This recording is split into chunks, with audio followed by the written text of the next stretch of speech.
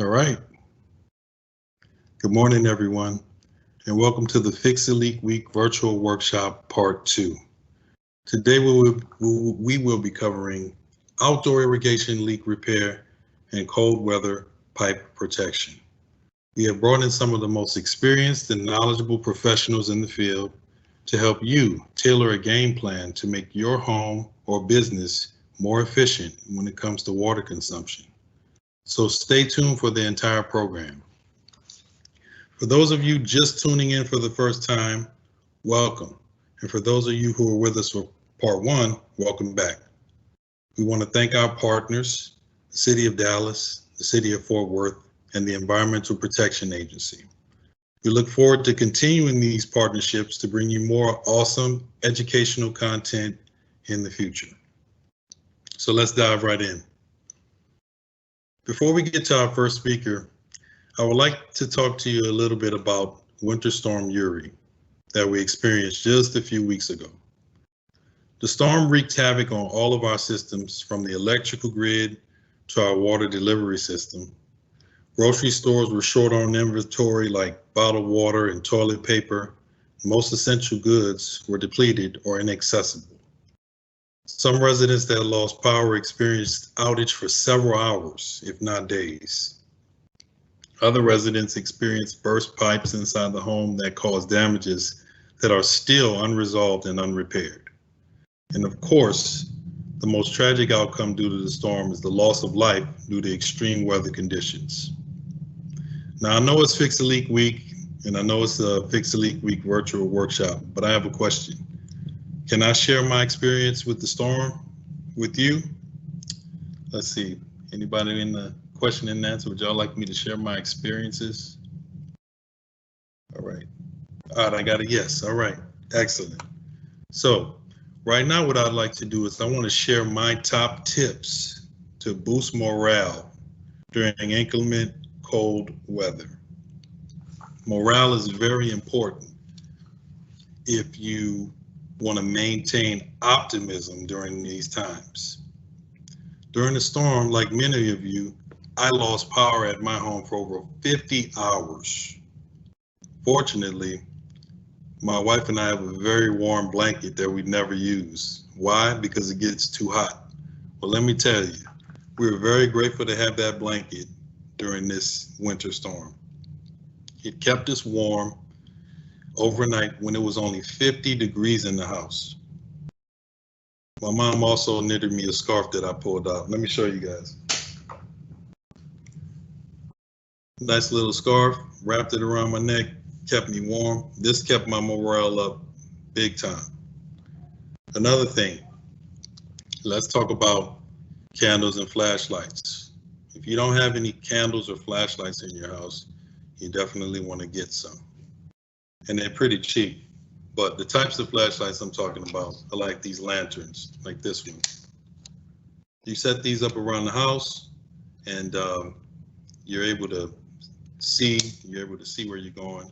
It kind of makes it a little easier to move around, so it keeps the morale up. Other examples, this is another flashlight I have at the home. I'm more into the lantern type of flashlights because these, you can kind of hang, you can set them up, you can stand them up, and they'll provide light for an entire room. Another thing, candles. All right, so this candle I got at a thrift store for 25 cents. And you can find them at thrift stores. You can find them at in the clearance section for very inexpensive. You should have candles all over your home. We have candles in every room just in case we have a power outage, so we can keep the home lit. Be careful when you're dealing with fire. All right, make sure, it's a winter freeze coming and there's a potential that you could lose access to water due to a burst pipe or for whatever reason, low water pressure.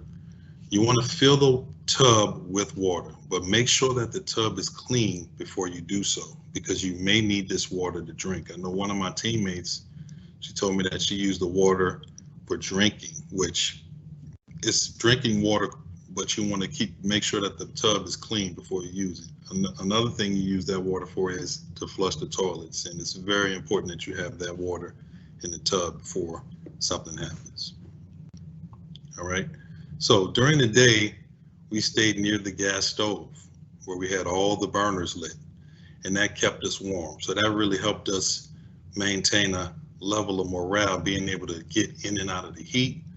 We had a gas stove. Of course, this is not going to work with an electric stove, but we had a gas stove, and it had an electric starter. So in order to light the stove, I needed to use a lighter once I turned the gas on.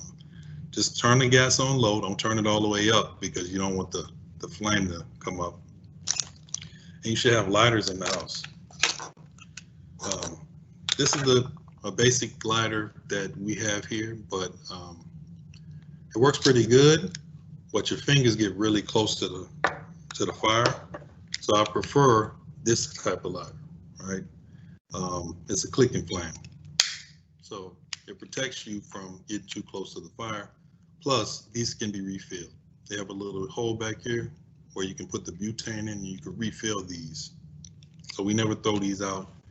We constantly refill them so we don't have to continue buying new ones.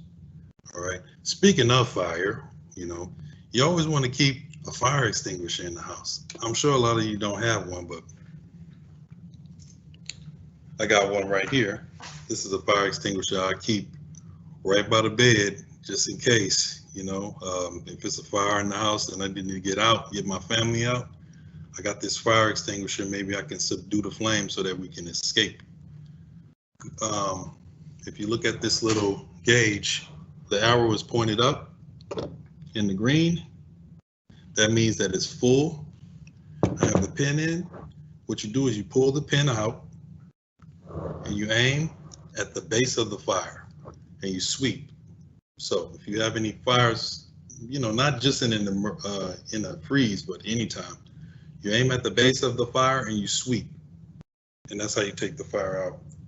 So I keep a fire extinguisher in the garage. I got one in the kitchen. I have one by the grill outside. So that's just something that keeps my morale high, just in case. All right. So another thing about having the stove, the gas burner lit, is you can warm some soup. It's nothing like having some warm soup. But you definitely don't want to keep the stove on while you're sleeping. You want to turn it off.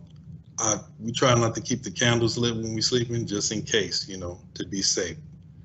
So, but a cup of soup or a bowl of soup during this time that's warm, that you can warm on the stove, it's a great morale boost. It keeps the optimism up in the house. Playing cards. You guys want to keep like games, any type of games that your family can play together, that's definitely going to be a boost too. But be careful when you're using, let's say you want to make some soup. Be careful with the sodium content of the soup. See, I was reading the ingredients on this one, and this 1 can of soup is 3 servings, and it's 44% sodium, 1,000 milligrams of sodium per serving. So that's 3,000 milligrams of sodium. So be mindful of when you're using these types of soups, because the sodium content and the sugar content can be very, very high. So what I do is I prefer to keep a lot of dry fruit around the house. For example, banana chips. Banana chips are great.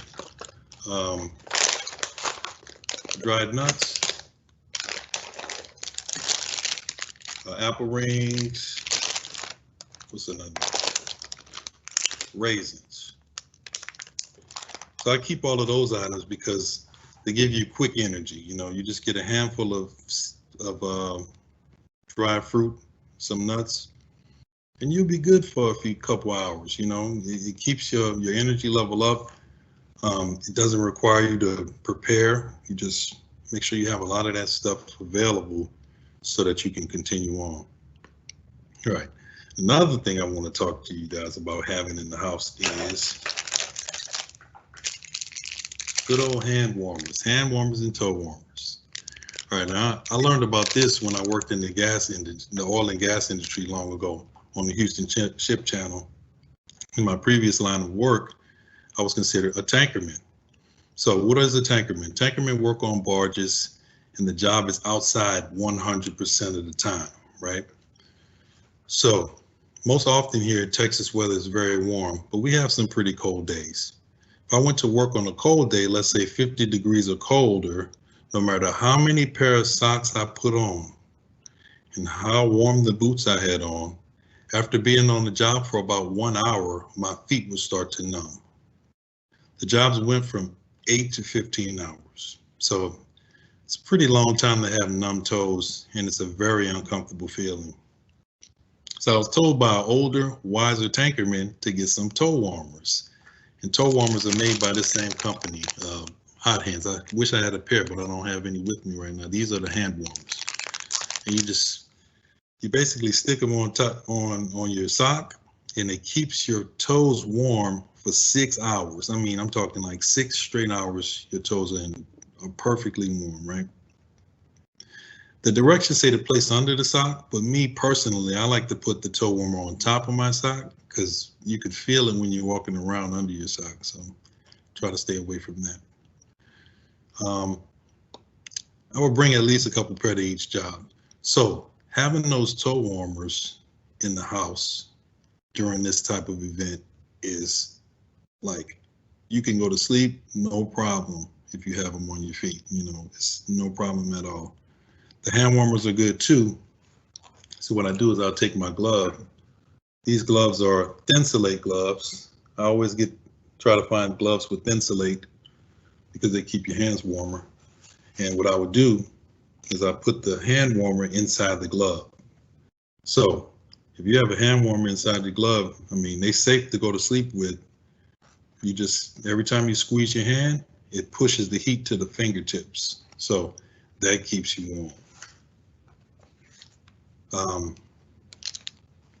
My experience, obviously, in my previous job is giving me a better understanding of what I need in extreme weather conditions to make sure that my family and I are as comfortable as possible. Preparation is key, and it's becoming more and more important.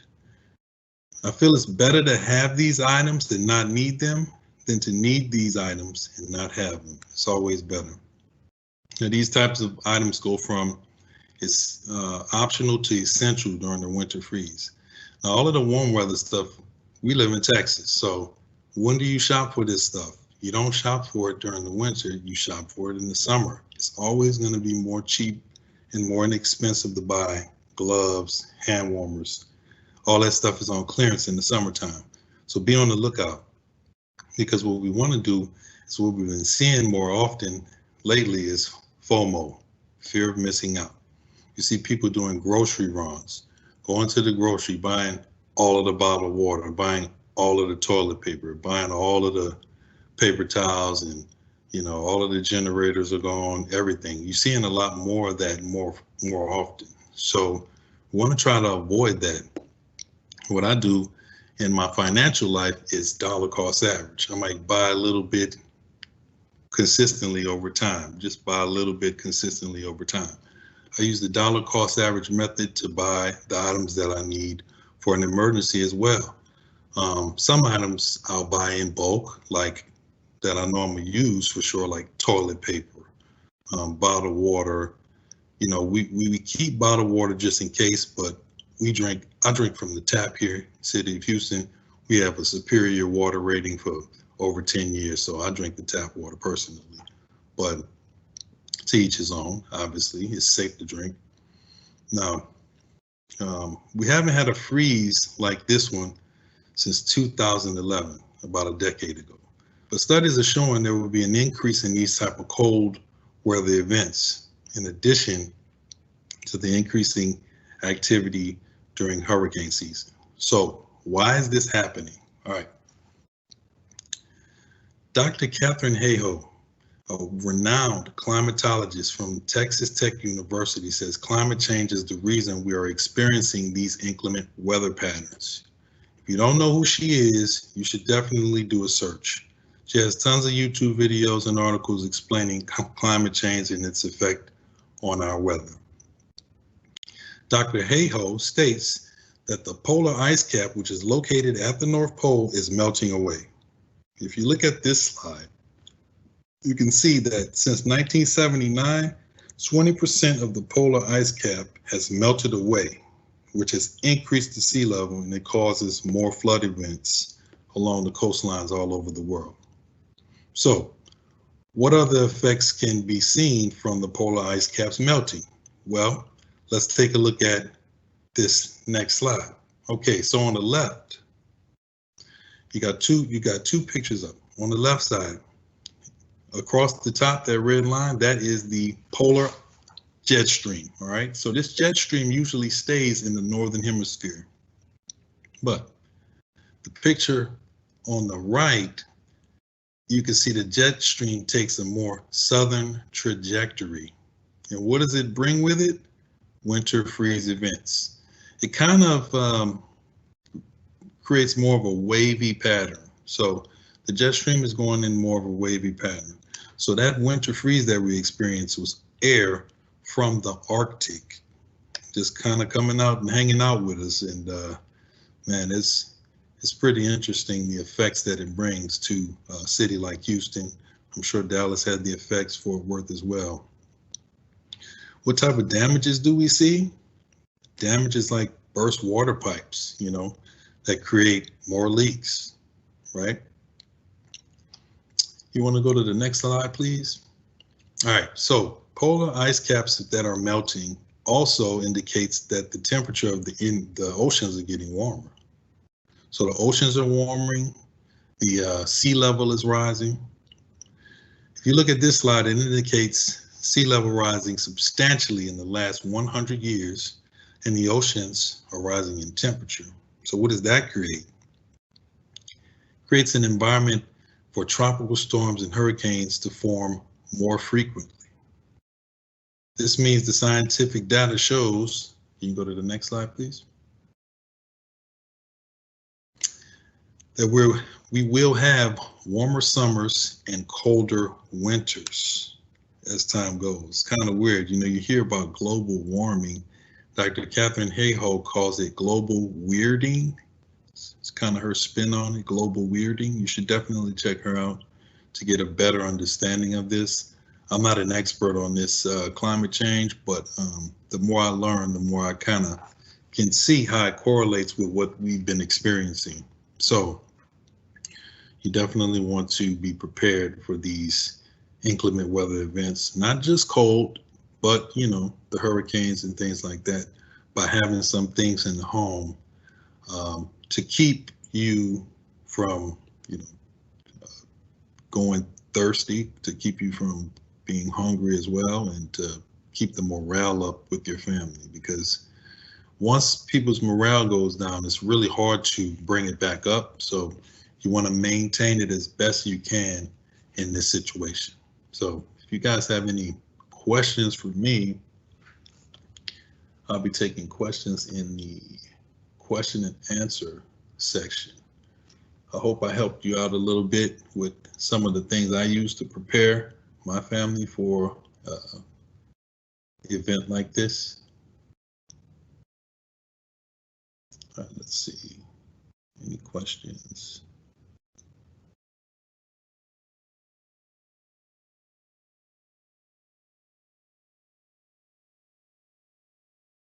All right. So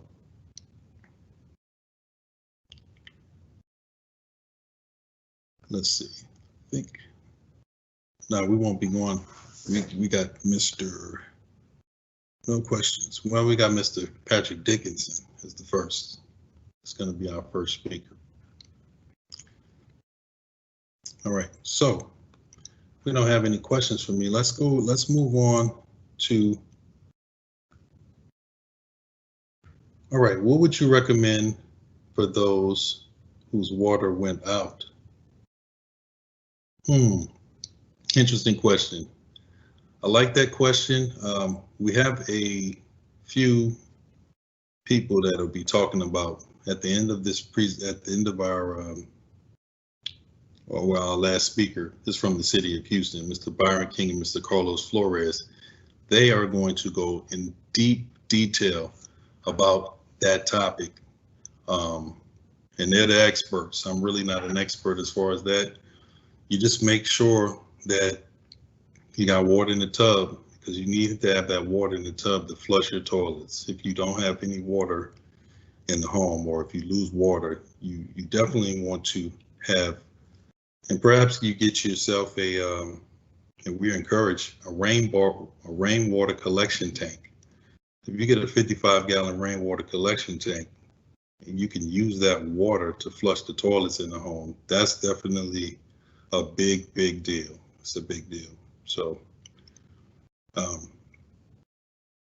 I don't have any other questions, we can move on to Mr. Patrick Dickinson. He's with Rooted In, and he's a horticulturist and landscape designer. Dickinson holds over 20 years of experience in landscape design and management, both in Texas government agencies and private companies. With an eye for design and a keen knowledge of plants, Dickinson designs creative outdoor living spaces that are not only beautiful, but easy to maintain with maximum water efficiency. His expertise of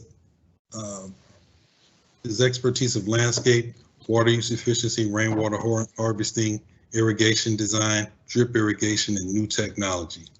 He often shares his wide range of knowledge by conducting CEU, continuing education, training for landscape architects, licensed irrigators, as well as nurserymen and rainwater harvesting specialists. Dickinson received his bachelor's degree in horticulture with an emphasis in business and design from Tarleton State University. He's a TCEQ licensed irrigator, rainwater harvesting specialist, and board member of the Dallas Irrigation Association. Dickinson has frequently been featured as a leading plant expert on the Dallas-Fort Worth ABC affiliate station, WFAA. So, without further ado, Mr. Patrick Dickinson. Thank you, Patrick, for being with us. Thank you very much, and thank you all that are joining us this morning on your Thursday morning. Almost Friday, we're almost through it. And thanks for all those tips on that freezing weather. But so many people forgot about the outdoor water. And so once people started, sadly, some people using their irrigation systems, although it's not quite time to start using those yet, they were finding busted pipes, excuse me, and things like that in their landscape.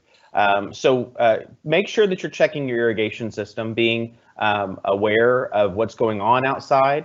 Most of our sprinkler systems are going off at 12, 5 o'clock in the morning, and you want to make sure that you're staying on top of that because you may not see a problem. And I'll cover that really quickly, but I do have a lot of information I want to cover. I get a few extra minutes, I think, because we're starting a little early, but I want to cover as much information as I possibly can. I know the speakers after me have quite a bit of information on repairs, so I want to address some things that we have found that are very helpful to certain people. And we kind of start out with some of the basics of your sprinkler system and how it works, how it operates. That clears up some misunderstandings about your irrigation system. And then we're going to talk about some things a lot of y'all are experiencing, like high pressure.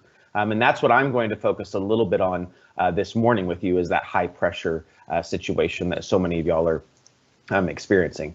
Let me get my slides to progress. There we go. So the reason that we talk about this with water efficiency in this irrigation system, y'all know it as a sprinkler system, irrigation sprinkler is the same thing, is because it's estimated that in Texas, in the United States, we use upwards of 70% of our municipal water that has been treated for us for drinking, for bathing, for medical. We end up using that outdoors. Our water treatment was not designed for outdoor use. We took advantage of it for outdoor use. And then that's kind of what's got us in this predicament. We have to remember what those sprinkler systems, what your irrigation system was designed to do. It was designed to supplement the lack of rainfall, not the other way around. So when we don't get rainfall or when we're in a drought, you can use that water to supplement water. There's a lot of keys and a lot of puzzle pieces to this that help you with not using as much water in your landscape. And one of them being watering less often to get a deeper root system, meaning your landscape is less dependent of you, and utilizing the right plant material. Many people are finding this out the hard way after this polar vortex that hit us with the snowmageddon, as many people like to call it, because their plants did not make it. It's still too early, so if we have questions about that, hold off, especially on your woody perennials, hold off till at least the end of the month to see what does come back. So many people were worried about loropetalum and things like that. Well, mine is starting to bud out already. I do have some things in my landscape that were hit harder than others, but for the most part, my landscape is fine because I was utilizing the right plants and I'm not overwatering. And that's the number one thing. We know the number one problem in the landscape and the irrigation system is overwatering. People don't know actually how much they need to water. And I'm going to show you some tests and some things you can do at the end of my presentation that will help you understand how long you need to run your systems, because most people don't know, like, how long do I run zone 1, zone 2, zone 3? Well, we're going to help you with that and give you some tips on how to determine. Most people think, oh, I run it for 10 to 12 minutes. Well, the average on a standard pop-up zone to get enough water in one sitting to where you're not having to water again till the next week is about 20 to 22 minutes, and most people aren't watering long enough. Improper design and installation. We, as a member of the Dallas Irrigation Advisory Board, we still see so many irrigation systems that are being installed improperly. A lot of times not by licensed irrigators. So if you do have major repairs or additions or adding an irrigation system to your home, make sure you're hiring a TCEQ licensed irrigator here in the state of Texas. That is number one, required but necessary to make sure that it's done properly. Improper scheduling practices. Think really quickly. When is the best time of day to water your landscape? Early morning. Early morning is the best time to water, especially your turf grass. The reason for that is you don't want the leaves or the water to sit on the leaves of your plants all night long. That actually encourages disease and insect. 90% of our turf diseases are fungal related. And when we think of fungus, we think of water, cooler nights, and if you think of grasses like St. Augustine grass and some of the common problems it gets, like a gray leaf spot, that's spots on the leaf that actually where the water pellet was sitting all night long, and that fungus started feeding on the grass. No routine maintenance. That is the number one BMP that we teach even professionals with our continuing education units. Best management practice number 3 is maintenance and routine checking of irrigation systems. If you had a leaky faucet or toilet, you would probably hear it or see it pretty quickly and have it fixed or replaced. But if you had a sprinkler shooting 12 feet up in the air every time you ran your sprinkler system, you may not know until you get that large water bill, and it's already too late at that point. The water's already been lost. So every month that you're using your irrigation system, you should be checking your system. There is actually a setting on most controllers that say check, where it runs the zone for 2 minutes, and you can walk through each zone and make sure that things aren't spraying sidewalks, that, excuse me, that you don't have broken sprinkler heads. You don't want it spraying on your house and your windows. So be present, be involved with your landscape and your irrigation system so that you know if there are problems.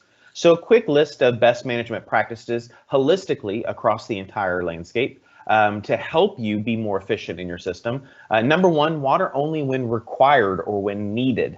I will tell you, our soil moisture, even since our snowmageddon, has been fairly high. There hasn't been no need to run your irrigation system on your plants. And then, of course, we had those storms that came through. We still have cool nights. The temperatures cooled down again outside recently. And so we're holding moisture longer. This tool that you see is a moisture meter. This is something very inexpensive that you can get. This is something a lot of the cities hand out free at different events. You actually just stick it in the soil and it tells you moisture and how much. Obviously, you're in the red, you want to add water. If you're in the blue, that's too much water. And again, remember, the number one problem is overwatering. And so this is a great tool to have in your tool belt or in your garden bag to use it. You can use it on potted plants, vegetable gardens. It's a great tool overall for the landscape.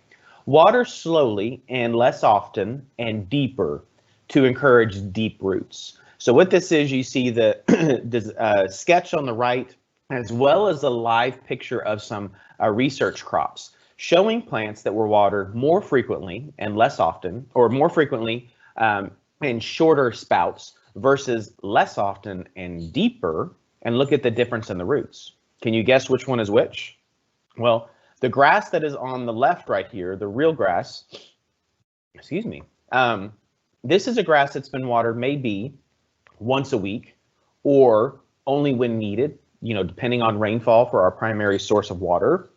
And the one on the right is a grass that's been watered maybe 2 times a week because the city tells you those are the 2 days that you could water. They're not telling you those are the 2 days you need to water, just the 2 days you could water.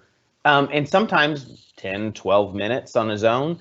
That is what we call a dependent landscape. Those shallow roots are staying at the surface. They have no reason to grow deep because you're giving them everything they need at the surface. When you are pulling back and not watering as often, allowing the surface at the very top of the surface to dry out in between waterings, but holding moisture below that, those roots are designed to seek out nutrients and water for those plants. Allow that plant to do that. Allow it to be less dependent of you. 1 inch of water is generally recommended once a week to penetrate our soils down to 6 inches and no more in 24 hours. And that's only when needed. There are many different programs that your cities may offer and throughout the state, websites that you can go to and sign up that will tell you, hey, we had this much rainfall, you don't need to water. Or we had 1/4 inch of rain, you might want to run your system for this long. So keep an eye out that. Every city has a different program, and I'll let them speak for their programs. But 1 inch of water only when needed, and usually during times of drought. So keep that in mind as well. Watering slowly. So many of our soils across the entire state, whether it's sandy or clay, introducing water very slowly is key. Because with sand, if we introduce it too quickly, the water goes straight through. With clay, if we water it too quickly, it runs off.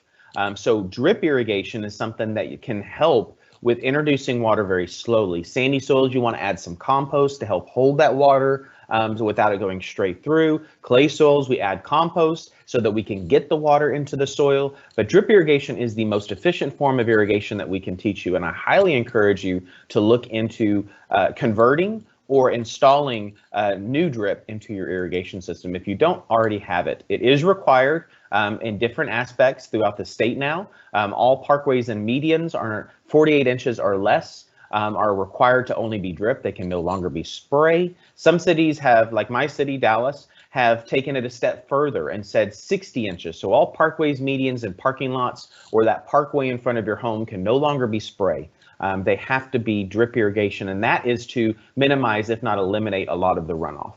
Adding mulch to your flower beds, 2 to 4 inches of mulch is recommended to help hold moisture. I'll tell you, if you put 2 inches out, you're going to a few months go, where did my mulch go? But if you put 4 inches of mulch out, then you're going to see it last a lot longer. Many different mulches, great mulches out there, hardwoods, cedars, different things like that. We always get the questions of what mulches would we recommend? Well, there's many out there. I've used them all in my landscape. The 2 that I don't recommend are rubber mulch. Rubber mulch is typically recycled tires. We know that has harmful effects on our soil. And then some of our dyed mulches. Some of our dyed mulches can be treated wood, but if it says something like, black, brown, red, hardwood mulch, then you're good.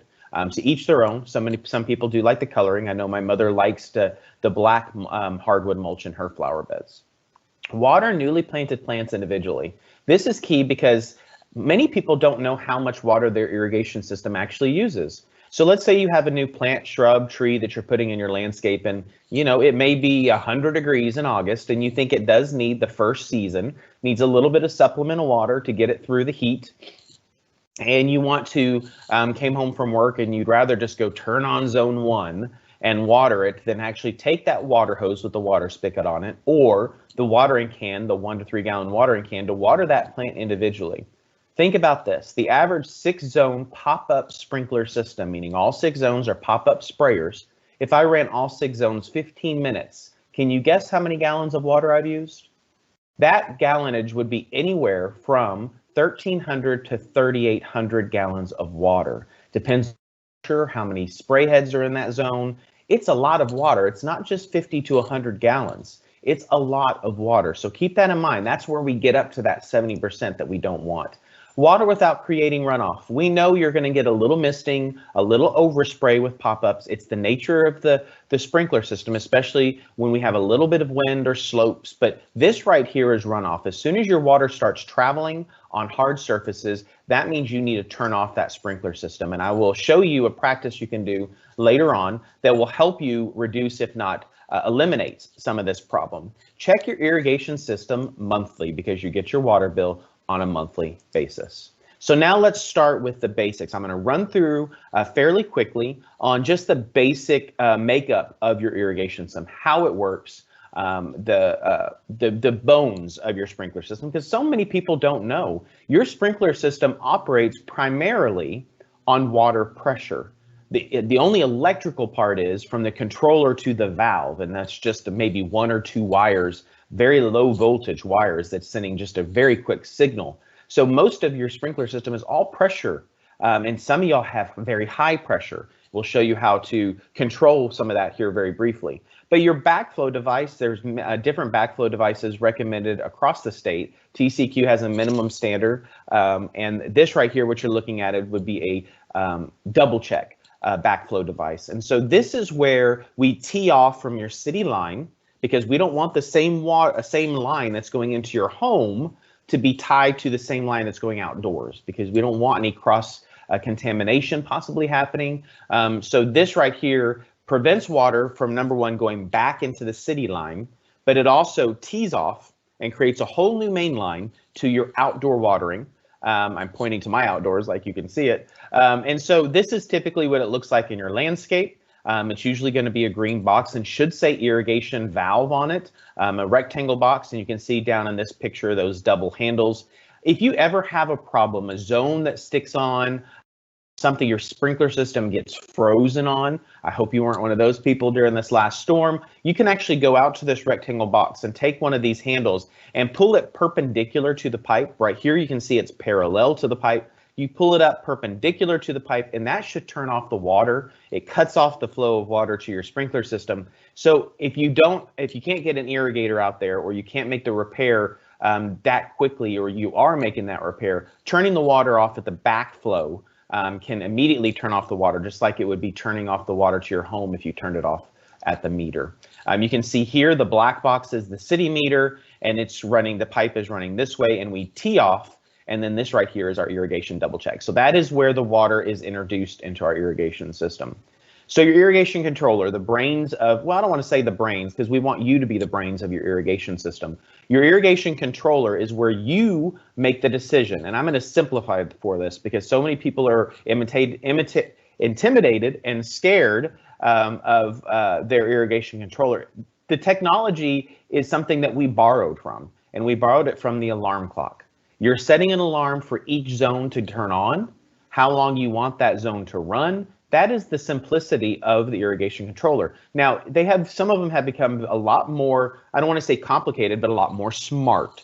We do have smart controllers now that you can operate from your cell phone, some that are ET controllers that follow evapotranspiration data.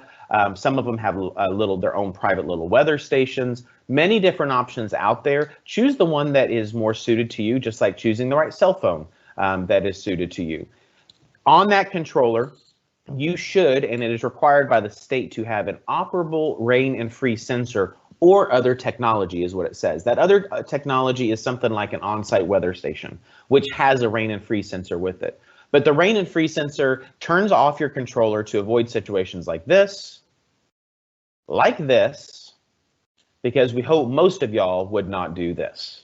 And I'm hoping there's a good explanation for this guy out there washing his car in the rain. So that helps remove human error, where you forgot to turn it off or you didn't know those storms were blowing through like they did for us the other night. So this is a great tool to have, and it avoids a lot of those problems. And think of it like this: if your sprinkler system goes off and causes that ice to freeze that road or that sidewalk and somebody injures themselves, they're going to be looking for a liable party. And I will tell you the liable party will be where the water came from. So don't create a problem for yourself. Now, the irrigation valve, think of it like this: for every zone you have in your sprinkler system, you should have one of these valves. They typically look like the little valve box you see in the bottom left. And inside that valve box, you will have something like this, a valve that looks like this. And the wires that are coming off this solenoid is where the controller sends the signal to open and close. All right, that is where the electricity stops in your irrigation system. The rest is water pressure. So what happens is your controller sends a signal from zone 1 to turn on zone 1. It opens the valve, opens the floodgates, if you will, allows the water pressure from the city line to come through your sprinkler system and then push up those pop-up sprinkler heads or push the water out of your drip irrigation.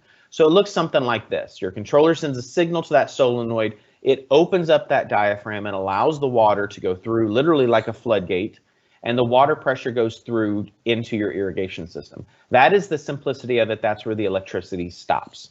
There are times when these valves, over time, especially as they age, that diaphragm there is usually a rubber diaphragm. You can get debris in there if you had a break in your sprinkler system. The diaphragm can get a little bit rigid over time from continuous use. And so that sometimes can get stuck open.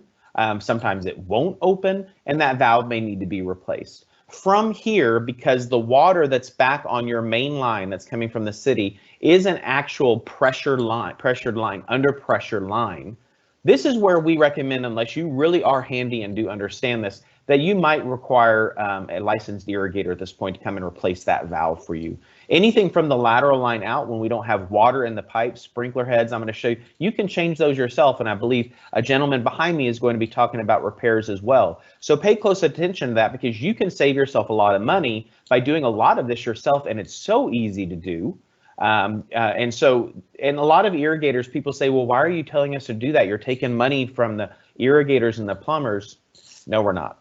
The irrigators and the plumbers, having them go and replace one sprinkler head for you, cost you quite a bit of money, and that's a lot of drive time for them, and it takes them away from the bigger ticket items that their livelihood is based off of, which is putting new sprinkler systems in, replacing valves like this. They don't want to mess with the little sprinkler heads and things. Making sure, now from there, your valve puts pressure through the lateral line, and it starts pushing water out through your pop-up sprinkler heads. You need to make sure your sprinkler heads, the nozzle that's attached to those sprinkler heads, have what's called head-to-head coverage. You want your sprinkler system, your sprinkler heads, to have a water fight with each other. That way they're spraying from one to the next. And that's how we get what's called more of an equal precipitation rate.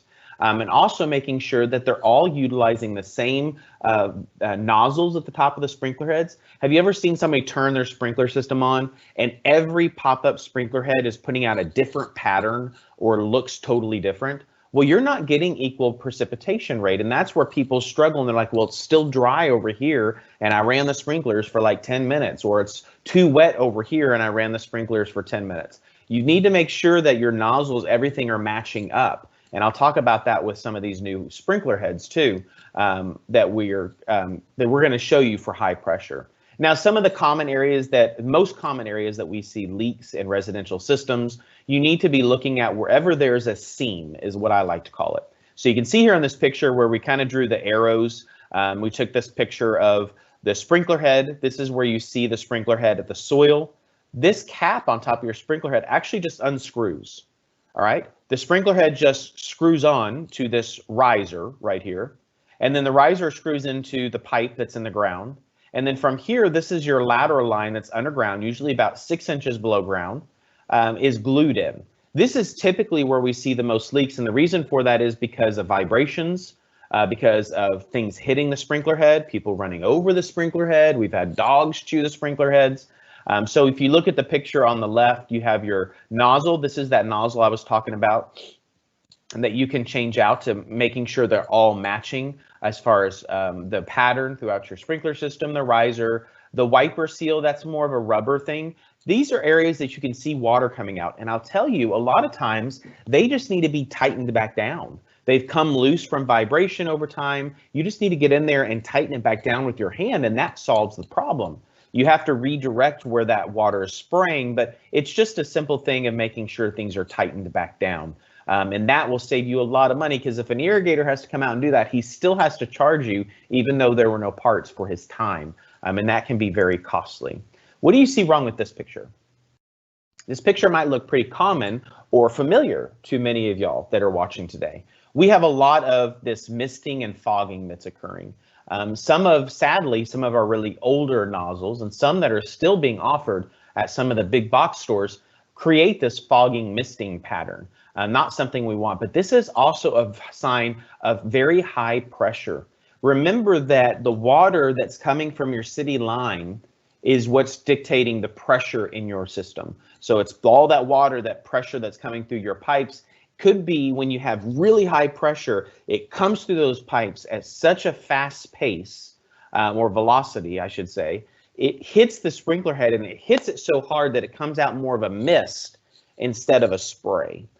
So we have to find a way to slow that water down. How can we say, whoa, slow down, let me let you all out at the same time? It's kind of like, this is I guess a good analogy considering our current situation, but you know, my local grocery store that I go to, Trader Joe's, you have to wait in line. They only let certain people in, and as certain people come out, they let certain people come in. So they're controlling the flow. A bouncer at a club, controlling how many people go in at a certain rate.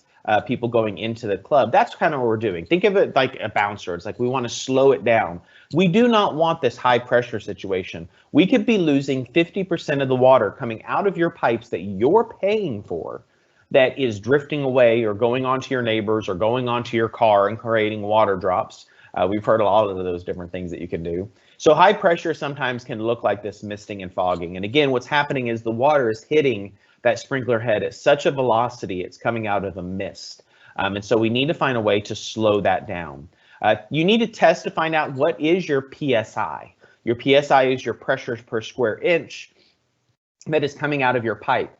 The PSI that is typically in your home is the same PSI that's in your sprinkler system or coming off the outside tap of your home. You can buy this PSI tester at most hardware big box stores for $10 to $15. Or you might find somebody who has one that if you just want to use it once. You screw it onto your faucet, you open up that faucet all the way, and it measures the pressure that's coming out of that faucet and it tells you what your PSI is.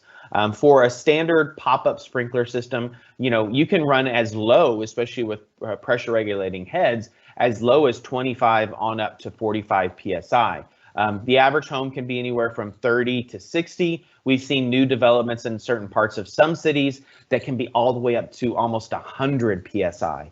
And so that can be a problem, and it can play a lot of wear and tear on your sprinkler system, and it's where you see that fogging and misting. So how do we slow down that water? Some people will want to go all the way back to their zone valve. Remember, for every zone, you have one of these valves in the ground, the circular box. This little piece right here that you see that's added onto it is called what's called a Y strainer and pressure reducer.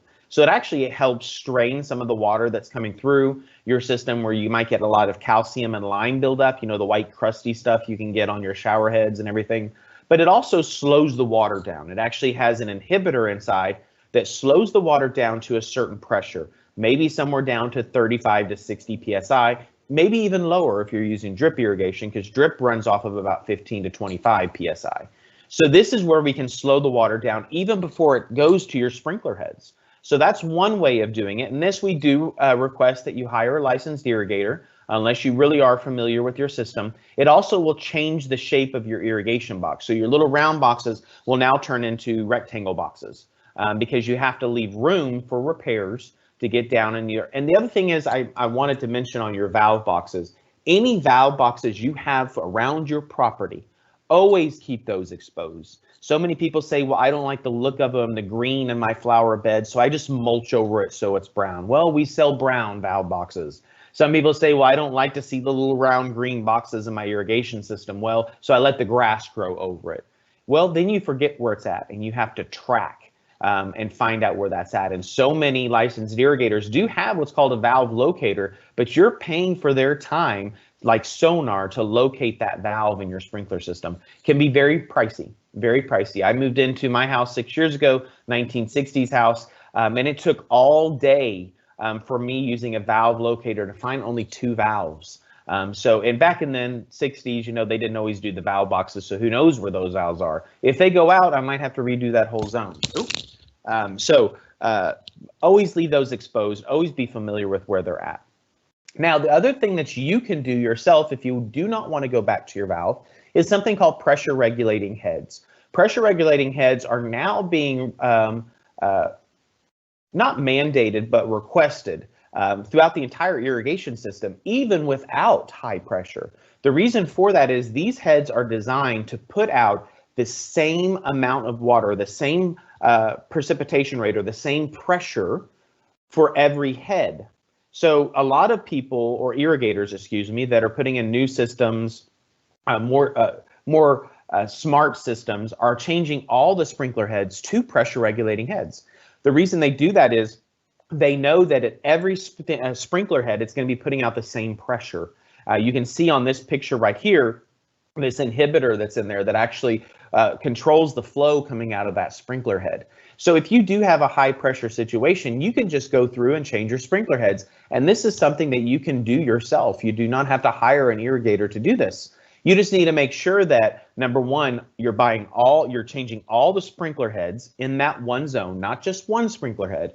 You have to change all. So if you have 6 heads in that sprinkler zone, you have to change all 6 heads in that zone. Whatever zone is coming on, you need to make sure all the heads and all the nozzles match as far as the flow and the pressure that's coming out of that sprinkler head. This is something a lot of y'all, so this right here is that little bouncer I was talking about, saying, whoa, slow down on the water.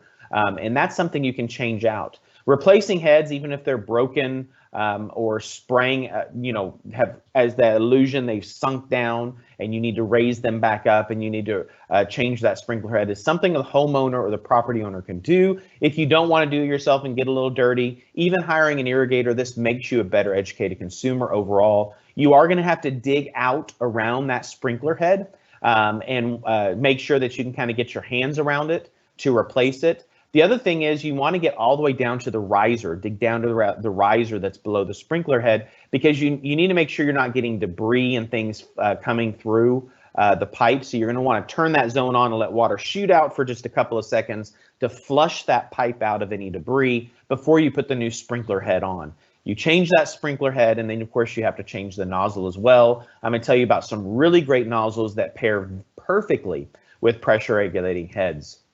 Now, adjusting your nozzle once you get your sprinkler head changed out and you need to adjust. Here's the thing, you remember I told you the head-to-head coverage from sprinkler head to sprinkler head. You literally need to take a tape measure and measure from one sprinkler head to the next.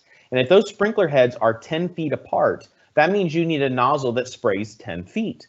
Well, let's say you have a sprinkler it's 9 feet because it's just a weird design or a close area. Well, they typically sell sprinkler heads in 8 to 10 feet. So you're going to find one that sprays a radius of 8 feet or 10 feet. Well, you don't want to buy the 8 foot. You want to buy the 10 foot. And most of these nozzles are adjustable within about 1 foot. So if you buy the 10 foot, you can pull back how far that throws to about a foot by doing that little screw. This is the part where a lot of people never knew what that little screw was in the top of their nozzle. You can actually lengthen the throw by turning it clockwise. What you're doing is you're pushing that screw down into the flow of water. So when you put your thumb at the end of a water hose to make it spray further, that's what you're doing with the screw. Clockwise shortens, counterclockwise lengthens the throw, clockwise shortens the throw. Sorry, I was saying that backwards. I knew what I meant. I just wasn't saying it properly. So you can play around with the length, but here's the thing. When you're adjusting sprinkler heads and nozzles in your irrigation system, you have to adjust them while the sprinkler system is on. So I've had people say, well, how do I do it without getting all wet? I don't have that. Wear some waders, wear your bathing suit. I don't know what to tell you, but you do have to adjust your irrigation system and make those adjustments while it's on.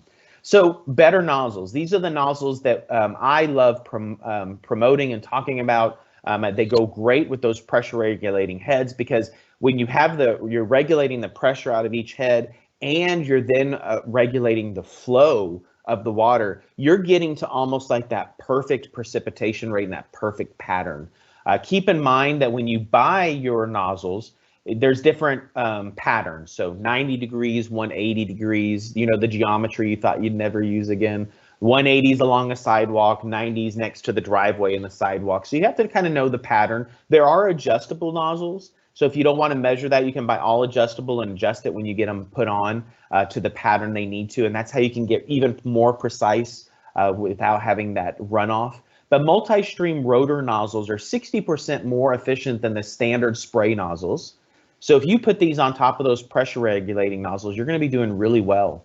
And what they do is they're putting out less gallons of water per minute, about 1 to 1.5 gallons per minute, and they're putting out bigger drops of water. Bigger drops of water are heavier, so they're falling. So you get less and less of that misting and fogging. And I'm going to show you what it looks like right here. So you can see how it's rotating. That's where it gets multi-stream rotor name. And it's putting out those big streams with those bigger drops of water. All you're changing is that little bitty nozzle at the top that pops up out of the ground. And I like to point out to people, do you see any water drops on the lens of my camera? That shows you the efficiency in this nozzle and where we get that 60% over. You know, the standard nozzles that a lot of times cause that misting and fogging can be putting out in the upwards of 2.5 gallons per minute. So you're putting out less water per minute. Does mean you have to run your system a little longer. But you're also being that more efficient, 60% efficient. So you're not using more water, you're being more efficient overall. Drip irrigation, this is something that if you haven't considered doing, I would recommend you consider doing at least in your flower beds. It is 90% efficient. It is the most efficient form of irrigation we can show you short of just not irrigating. So easy to install. We do, within Rooted In, offer a DIY drip conversion class, typically exempt from days of watering. Some people like to see their system run. My dad likes to get up early and make sure everything's going well, and he likes to watch his irrigation system run. So it shows you that. Reduces water loss from evaporation and runoff contamination. But most importantly, it saves you money. That's the hook. And it saves us all water by being 90%. You're putting out gallons of water per hour versus gallons of water per minute. Big difference. We can show you how to convert an existing system or run it off of your faucet, exterior faucet. And if you're getting a new irrigation system, how to properly install that as well. The picture on the right is drip in flower beds at 18-inch spacing, and the one on the left is going to be subsurface. You can actually put drip under turf grass now, and it's very, very efficient. Similar to putting a pressure regulator on your valve for those sprays, we have to put a pressure regulator when it comes to drip because, like I told you, city PSI can run anywhere from 35 on up to 100 PSI. Well, our drip operates at about 15 to 25 PSI. So we have to slow down the water no matter what for drip. And so we have to put that pressure regulator on the valve with drip no matter what. Or if you want to convert an existing spray system, Rainbird has come up with a great conversion sprinkler head, where it no longer sprays water, and built into that sprinkler head is the pressure regulator at the top, as well as a filter. So you have a filter here and a pressure regulated here. On this one, it's in the sprinkler head, and it even comes with the adapter to connect your drip tubing to run through your flower beds. Super easy, very DIY friendly. Now, how long do you run your sprinkler system? So there is a test you can do called the catch can test, something as simple as a tuna can or a cat food can. Some people say I don't have cats and I don't eat tuna. I don't know. Get a chicken can or a chicken can. Put that out in your landscape. This actually, if you follow this catch can test, where you put this system, the cans out in your irrigation system, you run them for about 5 minutes and you look to see how much, you actually measure how much water is in the can. If you have 1/4 of an inch of water, that tells you you'd have to run 20 minutes to get 1 inch of water when needed, meaning when we're in a drought or we have not had water in a couple of weeks or something of that nature. And a lot of people are going, wow, 20 minutes. Well, that is the average runtime for a pop-up sprinkler head. And I will tell you, if you switch to the multi-stream rotors, you're looking at closer to 30 minutes. My multi-stream rotors have to run for 38 minutes. Sounds like a long time, but I don't get a lot of runoff. And if I do, I cycle through that. And I'm putting out less gallons of water per minute. For us in Dallas, that's great because of our clay soil does not allow or accept a lot of water at once. So those multi-stream rotors and drip are heaven sent for our clay soil. So a super easy test. You can find a lot of information online about the catch can test. We'll be putting out some publications and things on our website as well. Cycle and soak is for those of y'all that do have runoff. Maybe you live on a slope, or you have very compacted soil on your sod or something. Aeration will help with that. Cycle and soak allows you to go through where the first cycle that you run through your sprinkler system, because let's say you're doing the catch can test and you notice that after 5 minutes you're starting to see runoff. Well, that tells you can't run that system more than 5 minutes at a time without causing runoff. So the first cycle I can run for 5 minutes, and that kind of breaks the tension in the soil. It kind of dampens the sponge to allow it to absorb more water. I let it sit for about 30 to 60 minutes, or I run through my entire system first, 5 minutes, and then I can start back over and run another 5 to 10 minutes. And if I need to, a third or even a fourth cycle. And here's the key. If your irrigation controller does not have a place to attach, number one, a rain and freeze sensor, or for you to run multiple cycles through your irrigation system, it's time for a new controller. So many of y'all say, well, I don't want to spend the money on a new controller. I don't want to do this. Well, how many of these have you had in the past few years? I don't care how valuable you think Facebook and Twitter and things are. That is not a valuable resource compared to our water. So upgrade your irrigation controller if you don't have that ability to run multiple cycles. My controller I can control from my phone. It has a rain and freeze sensor, and I can run up to 4 cycles on each program. So I could run up to 16 cycles on my irrigation system. I could cycle and soak all day long or all morning long to make sure that I don't have any runoff in my system. So I hope that this is very helpful for y'all, especially those y'all that are experiencing those high pressure. Look into those pressure regulating heads. They're available online. A lot of our wholesale partners throughout the entire state, like Site One, which used to be John Deere, Longhorn Irrigation, Metro, they all now are open for retail for you to buy your parts. But here's the thing, they don't want you coming in and saying, this is my sprinkler system, tell me what I need. You need to go in already knowing how many sprinkler heads you need, that sort of thing when you come in. Tell them exactly what you need. There's many different brands out there. The only brand that does the drip conversion kit that I showed you is Rainbird, but there's many brands out there.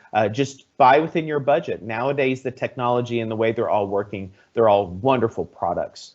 So again, thank y'all for joining me this morning. If you have any questions, or if you want to stay in touch or close to Rooted In, all of our social media is at rootedin.com or rootedintx. All of our website is rootedin.com. We'll be putting out a lot of helpful information as we grow. And then, of course, a lot of helpful videos, news segments. You can follow us and get a lot of tips throughout the entire season. And again, my name is Patrick Dickinson. And Ryan, I will open that up to if there's any questions out there that I could possibly answer. Thank you, Patrick, for sharing your expertise with us today. We look forward to implementing the information that you shared with us. Well, I look forward to. It's a lot of information. So if we have any questions for Mr. Dickinson, definitely we got the question and answer section open. So if you guys have any questions for Mr. Dickinson. All right. Is there a recommendation? This comes from Mr. Matt. Is there a recommended irrigation winterization procedure, or is it as simple as shutting off the controller? In Texas, it is as simple as turning off the controller. Our soil temperature in Texas very rarely gets down to freezing or to a damaging part. Now, if you have like a backflow device that comes up out of the ground, like what's called an RPZ, you want to make sure you insulate that. Some people will even drain that out. They'll turn off their sprinkler system all the way back at the double check or backflow device to make sure that they don't have any problems. But we don't really winterize our irrigation systems here in Texas simply because our soil temperature doesn't really get down to freezing. And if it does, it's for a very short period of time. And our main lines are usually insulated well below ground, about 6 inches. So that's why we don't normally have to. Up north, their soil temperature can freeze down to sometimes a foot. And so that can be very damaging, and they do winterize. But I wouldn't worry about that here. Awesome. Excellent. All right. So we have just a comment. Thank you. Very helpful information and at the right level of difficulty and knowledge. Great. Okay. Thank you. So, all right. Thanks again, Patrick. We appreciate you being a part of this program and bringing your high-level expertise to the Fix a Leak Week virtual workshop, and we look forward to working with you in the future. Thank you for having me. Absolutely. So we got about 5 minutes for a break, and then we'll be back at about 10:10. So be back at 10:10. We're going to take a quick 5-minute break, go grab some coffee, stretch your legs out, and we'll be back.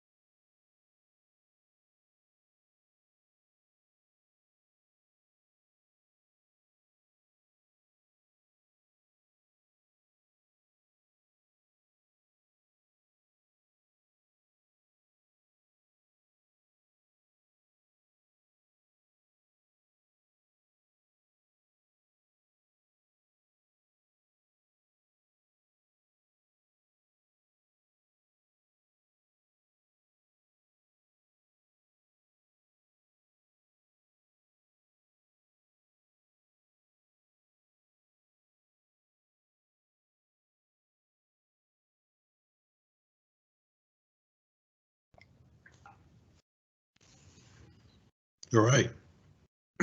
Welcome back to the Fix a Leak Week virtual workshop, day 2, outdoor irrigation leak repair and cold weather pipe protection.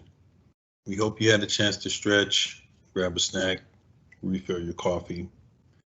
And I did want to make mention that we do have a survey for this program. You know, if you like the program or if you think it's something that we should make changes to for the next time, please fill out the survey. We will provide a link for the survey at the end of this event.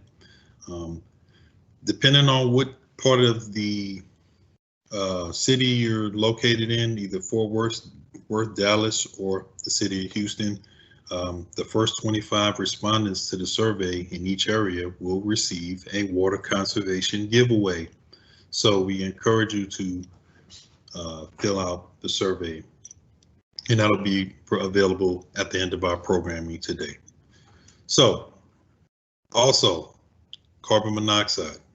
You know, I did mention that we do use the stove to keep warm when the power goes out, but just make sure to be mindful that carbon monoxide is an issue. If you have a generator, you don't want to keep the generator in the garage while it's running or really close to the house, because those carbon monoxide fumes get into the house and it can kill you, you know, so be mindful of that. Just wanted to make mention of that. So let's bring in our next speaker, Mr. Mark Cranfield. Mark Cranfield is a Texas Commission on Environmental Quality licensed irrigator and a certified irrigation auditor. Mark began his work for the city of Dallas in 2017 as a senior irrigation technician for the Parks and Recreation Department, where he serviced and maintained the city of Dallas parks and facilities. In 2018, he joined the city's Water Conservation Division as a water irrigation specialist, where he conducts irrigation audits for residential and commercial customers as part of the free Irrigation System Evaluations program. Prior to coming to the city of Dallas, Mark was a service manager and irrigation system designer for a local irrigation company. With nearly 4 decades of experience as a field irrigator designing, installing, and maintaining irrigation systems, Mark utilizes his extensive knowledge to educate Dallas residents and commercial customers on their irrigation systems and to help raise awareness about efficient outdoor watering practices. So, without further ado, Mr. Mark Cranfield.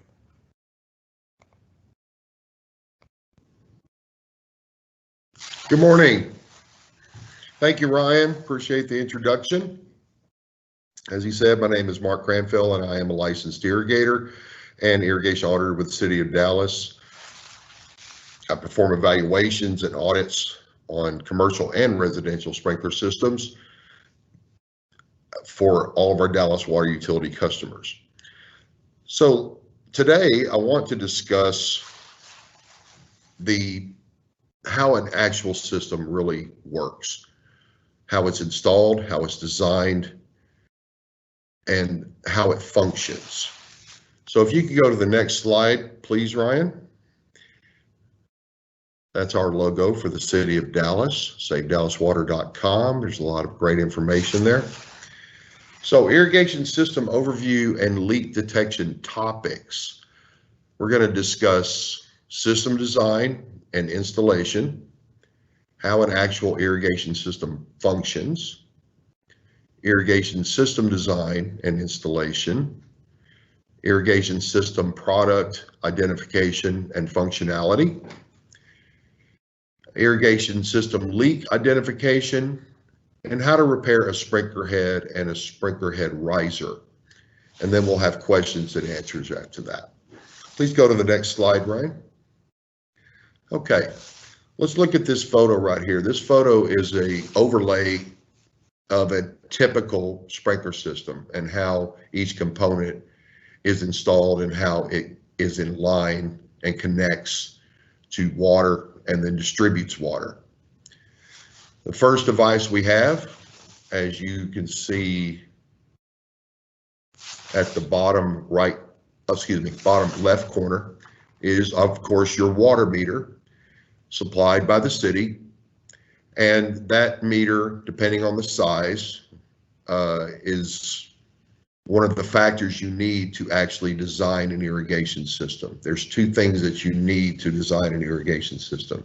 You need the water meter size, and you need the city pressure reading, because that can determine how many gallons that you're able to flow through that system, through that zone, and to your sprinkler heads. The next device in line is what is known as a backflow device. That backflow device is connected typically to a residential domestic water line, which supplies water to your home, and then it is set off of that. That is considered what's called a cross connection, or a lot of people use the terminology, a tap. So it's a tap and a set, or a cross connection. That will supply water to the backflow device and to the irrigation system. The backflow device is a device that actually prevents what is considered non-potable or non-drinkable water from backflowing into the drinkable water source. From the backflow device, a main line, PVC main line commonly, is connected, and that piping is connected to all of the individual electric zone valves. From the zone valves, it is then PVC piping is installed, and it is laid and connected to each individual sprinkler head from that zone valve. And then you have your system controller, which the wiring from every zone valve is connected back to that controller. That's how it operates it automatically. Go to the next slide, please. Okay, this is a typical irrigation system design. As you can see, there's your home and the driveway. Now, in different areas, you have all these little dots or circles are representing sprinkler heads. And then the little blue circles around them, those are called arcs. And that is the arc of the radius of the nozzle that is installed on that sprinkler head. And as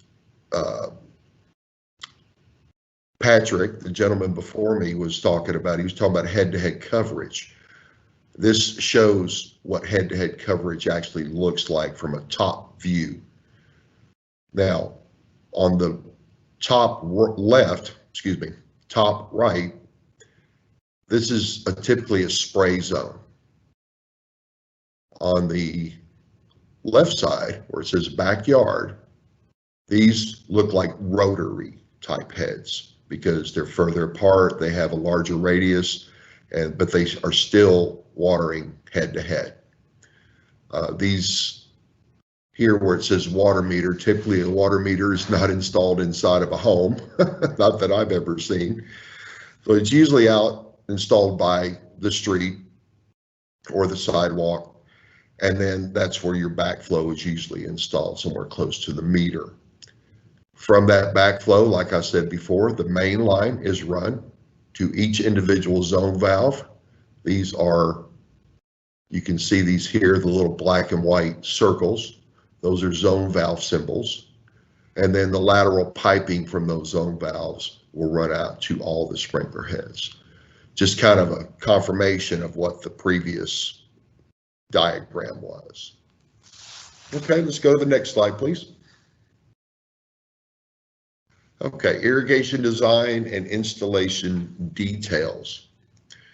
As I said before, the water meter, supplies water to the irrigation system. The backflow device water supply is typically tapped and set from residential supply line, also known as a cross connection. PVC main line is then connected and installed from the backflow device to all electric zone valves. Then the PVC section line piping is connected and installed to all sprinkler heads. Then all sprinkler heads are connected and installed to the PVC section line piping. Okay, you can go to the next slide, please. Okay.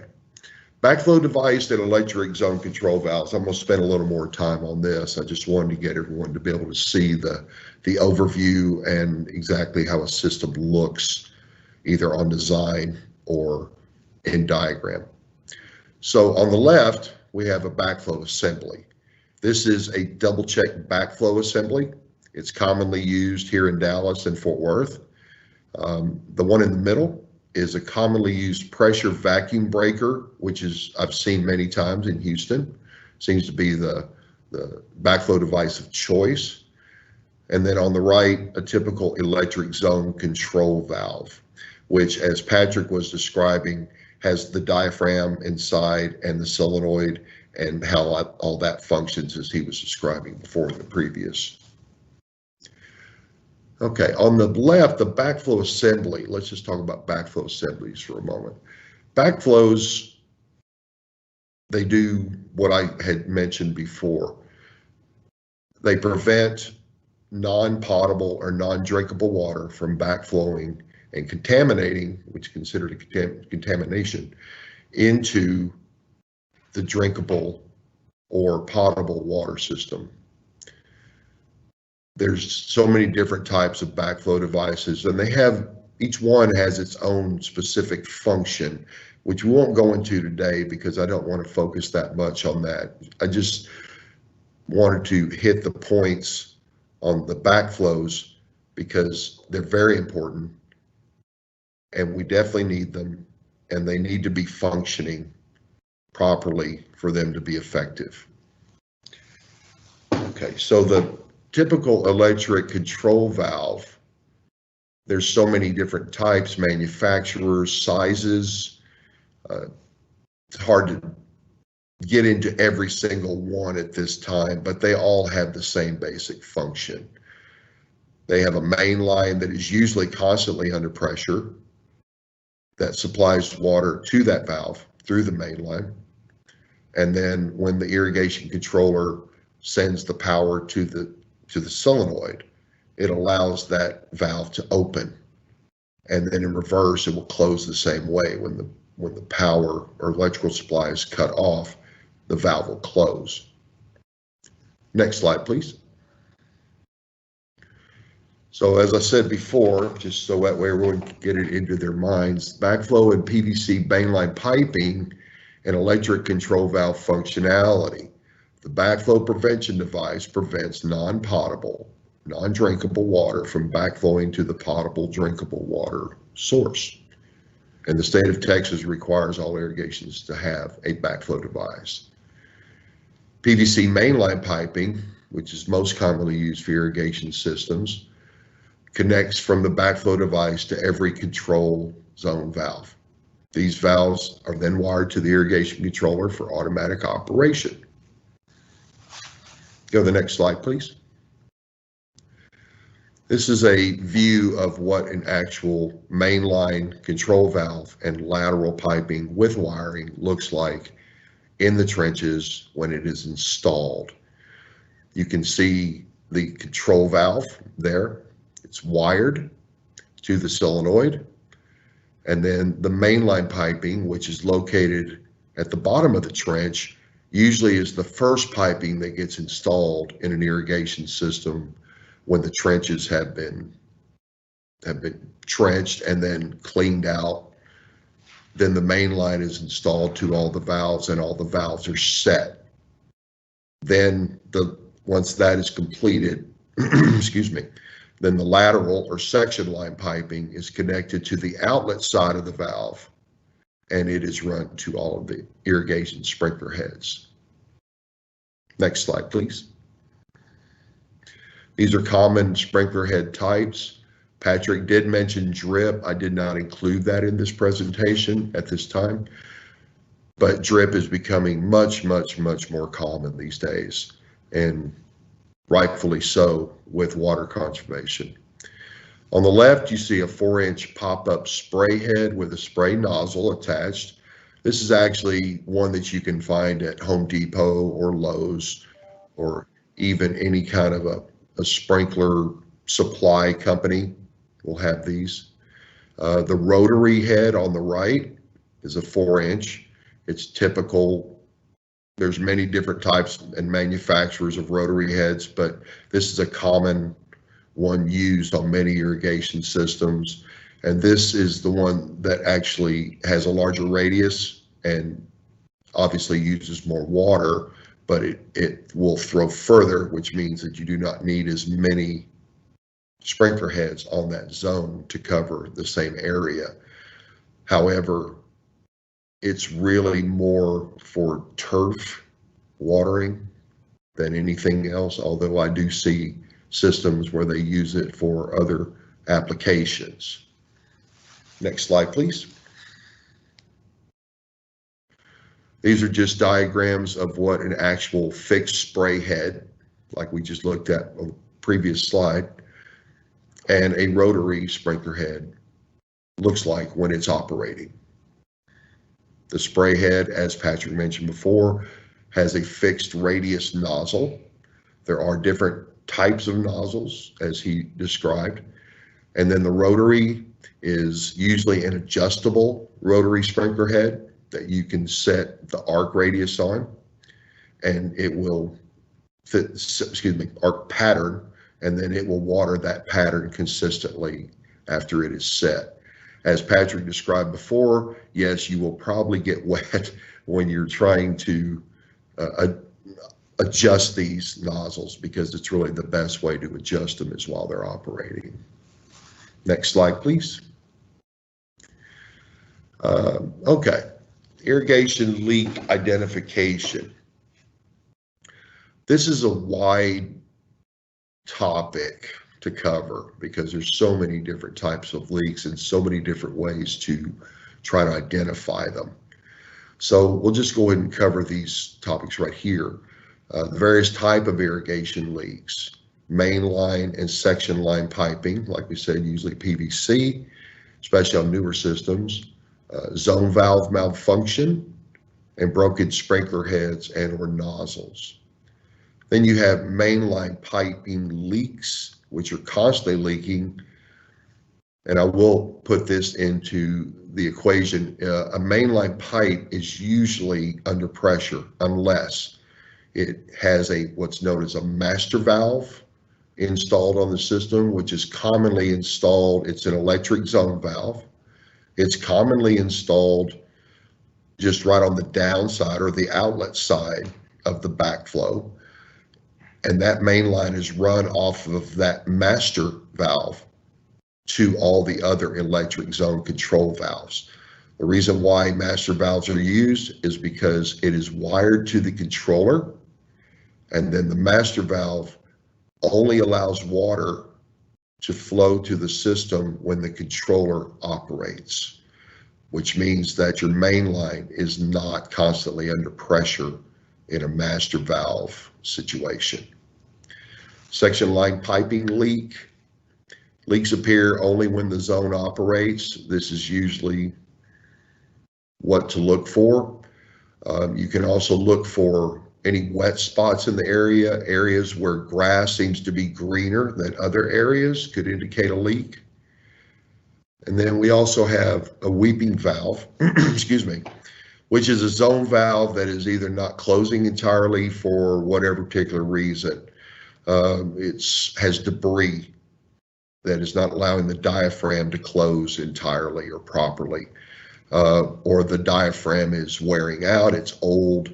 There's a number of reasons, but it's usually a zone valve malfunction that is causing that to happen.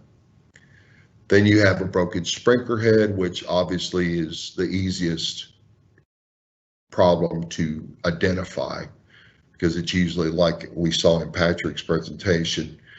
The head is damaged for various reasons. It's been run over by a mower, it's been chopped by a weed eater, it's been damaged by a tire from a vehicle, or it's just old and it's just worn out. So those are easy to identify usually. The broken cutoff riser, I want to get into a cutoff riser for a moment. A cutoff riser is a riser that is attached from the section line to the sprinkler head. It's usually commonly used as a cutoff riser. The reason why they call it a cutoff riser is you're able to cut sections off of that riser with some pipe cutters to be able to adjust the height of the cutoff riser, so that way the head does not be installed above grade. It does not stick up above grade, so it can be damaged. Okay, next slide, please. Okay, here's it's an example of a weeping valve. This is what I mentioned earlier in the slide before. This is a constant leak from a sprinkler head, and it's commonly misinterpreted as a broken head. But if it's constantly leaking through this head, then usually on a weeping valve, a sprinkler head is weeping because it's the lowest head on that actual zone. So when the valve is not closing entirely and it's purging water through that section line, then that water will flow to the lowest head and it will constantly weep or leak until that valve is either repaired or replaced, and that should resolve that problem right there as far as a weeping valve is good. But this is a good way to identify the difference between a broken sprinkler head and a constantly leaking sprinkler head as a weeping valve. Next slide, please. Okay, here we have some diagrams of sprinkler head replacement and repair. As you can see on the left, the cutoff riser that I was speaking of a moment ago is a cutoff riser attached to a section line pipe. It's threaded on each end, which accommodates the threading on a sprinkler head and the thread on the fitting of the section line pipe. As you can see in that diagram, it's able to, the little sections starting from the top, there's sections that you can cut that off and lower that to make sure that that head is set to grade and not sticking above grade. On the right, we have a completed sprinkler head and cutoff riser replacement. So that head was removed, the riser was removed, and a new riser and head were set. And as you can see, the cap or the top of the head is set just below the grade as not to be damaged by any mowers or vehicles. Next slide, please. Okay, replacing broken sprinkler heads and cutoff risers. There's many ways to do this, but basically you would excavate or dig around the existing broken sprinkler head and remove the soil or turf or whatever area that head is in, and then clean out around it. Then you would remove the head, check the riser, make sure that it is not damaged. Then you would identify what the damage is. If it's the sprinkler head, if it's the cutoff riser, then you remove the head from the riser, remove the cutoff riser, then you would install a new cutoff riser to the new sprinkler head. Then you cut off the new cutoff riser to place the top of the sprinkler head to the turf or soil grade, as I mentioned before. Then you would install new cutoff riser and sprinkler head to existing PVC fitting. Always note that it's best to clean out around that fitting entirely so you don't get any debris or dirt inside there, because that will clog up the head. When you're done replacing that, then you turn on that zone or station at the controller so you can flush any debris from the sprinkler head. Usually a sprinkler head will come with what's known as a flush cap, so that way you don't get debris back into the head, but you can still flush it. Then you remove the flush cap, you install the sprinkler head nozzle, you adjust it and set the proper pattern. And then you backfill the excavated soil around the new sprinkler head, and voila, you're done. Next slide, please. So I think I'm a little bit early, but that concludes my presentation for today, and I'd be happy to answer any questions that you may have.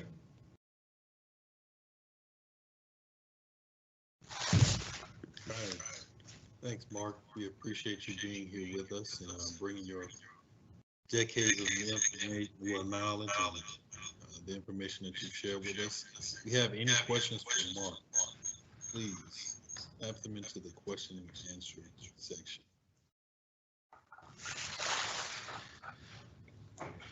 I got a question for you, Mark. So how challenging is it for a person that's first time getting involved in trying to repair a sprinkler head? How hard would it be for somebody to just replace a sprinkler head? Is it a tough job, or is it something that anybody could do? You're on mute, Mark.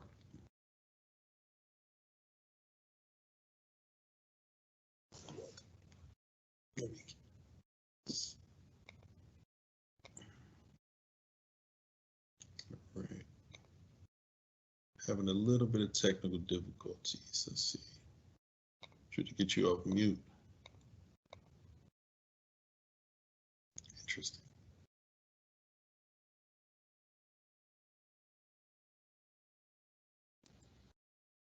Mark, to get off of mute, there should be a little microphone button on your icon. There it is. Perfect. Okay, I'm back. I don't know how I got muted. So you were asking about how complicated or difficult it is to replace a sprinkler head if you know nothing about it. Is that pretty much what you're asking me, sir? Yes, sir. Okay, not difficult at all. It really depends on where the head is located, but typically it's installed in the grass, in the turf, or it's installed, in a bed, a shrub bed of some kind. It's really not difficult. It's just taking the right steps to do it, and make sure that the biggest part of it is to make sure that you flush, once you replace that head, that you flush that head, flush all debris. If you do not, then you're obviously going to have some problems. It's going to clog the head or the nozzle, and it will not be able to water properly. But that's typically, it's pretty simple. It's pretty common sense. All right, we got a couple more questions in the question and answer. For DIY repairs on home sprinkler systems, does the backflow need to be tested each time? You're talking about repairs on the system or the backflow? It's for DIY repairs on the home sprinkler system. Does the backflow need to be tested each time? No, it does not. All right. And I got another question. It's a comment / question. I had 3 breaks on drip irrigation. 3. How to prevent this during a hard freeze? How do you prevent breaks on your drip irrigation? Drip irrigation, there's 2 types typically. There's surface drip and there's subsurface drip. Subsurface drip usually isn't going to take damage because it's below grade. Surface drip usually takes damage, and it takes damage for more than just hard freeze. As far as preventing it, I don't really know of any particular way that you could prevent it other than mulching it, covering up with mulch so it has some kind of protection, but it's also damaged by other things besides hard freeze. It's damaged by, varmints, critters, rodents looking for water. They will chew into that drip tubing. It's damaged by people digging in their beds and not realizing, and they hit it with a shovel. So it can take damage many ways, but there's really, as far as I know, there's no way to prevent drip damage, drip tubing damage from freeze. All right. Any other questions anyone have? Let's see. All right, Mark. Well, we thank you for being here and sharing your time with us and your knowledge. And we look forward to teaming up again sometime and doing something even bigger and better next time. But Yes, sir. Thank you very much. Thank you. I've enjoyed being here. All right. So our next speakers, we have Mr. Byron King and Mr. Carlos Flores. They're both with the City of Houston. And let me tell you a little bit about them. Mr. Byron D. King, Deputy Building Official for the City of Houston. He's been with the City of Houston for 30 years. Started as an inspector in the Occupancy Inspection Division, promoted to Senior Inspector, then Assistant Chief Inspector. He served as the Assistant Deputy Building Official before being promoted to the Deputy Building Official over Structural, Mechanical, Electrical, and Plumbing Divisions. He is a member of the International Code Council, the ICC. Mr. Flores, Carlos Flores, is a Division Manager for the City of Houston Plumbing Inspections. During his 27 years in Houston, he has served as an inspector, senior inspector, and assistant chief inspector. He is a member of the Plumbers Local 68 and an active member on the board of directors for the International Association of Plumbing and Mechanical Officials. So we are very pleased to have you guys here, and take it away. Good morning. Good morning. Thank you for having us. Today we're speaking about emergency preparedness for freeze and best practices. Next slide, please. Okay, so tools and materials to have on hand for repairs. This is just a simple list of items that you may want to consider to have on hand for the next freeze, should you need to make repairs, and plumbers being in a shortage like they are now, you might be able to perform some of the repairs yourself and not be so dependent on the plumbers making it out to your home, at least for a moment, at least to be able to make some minor repairs yourself.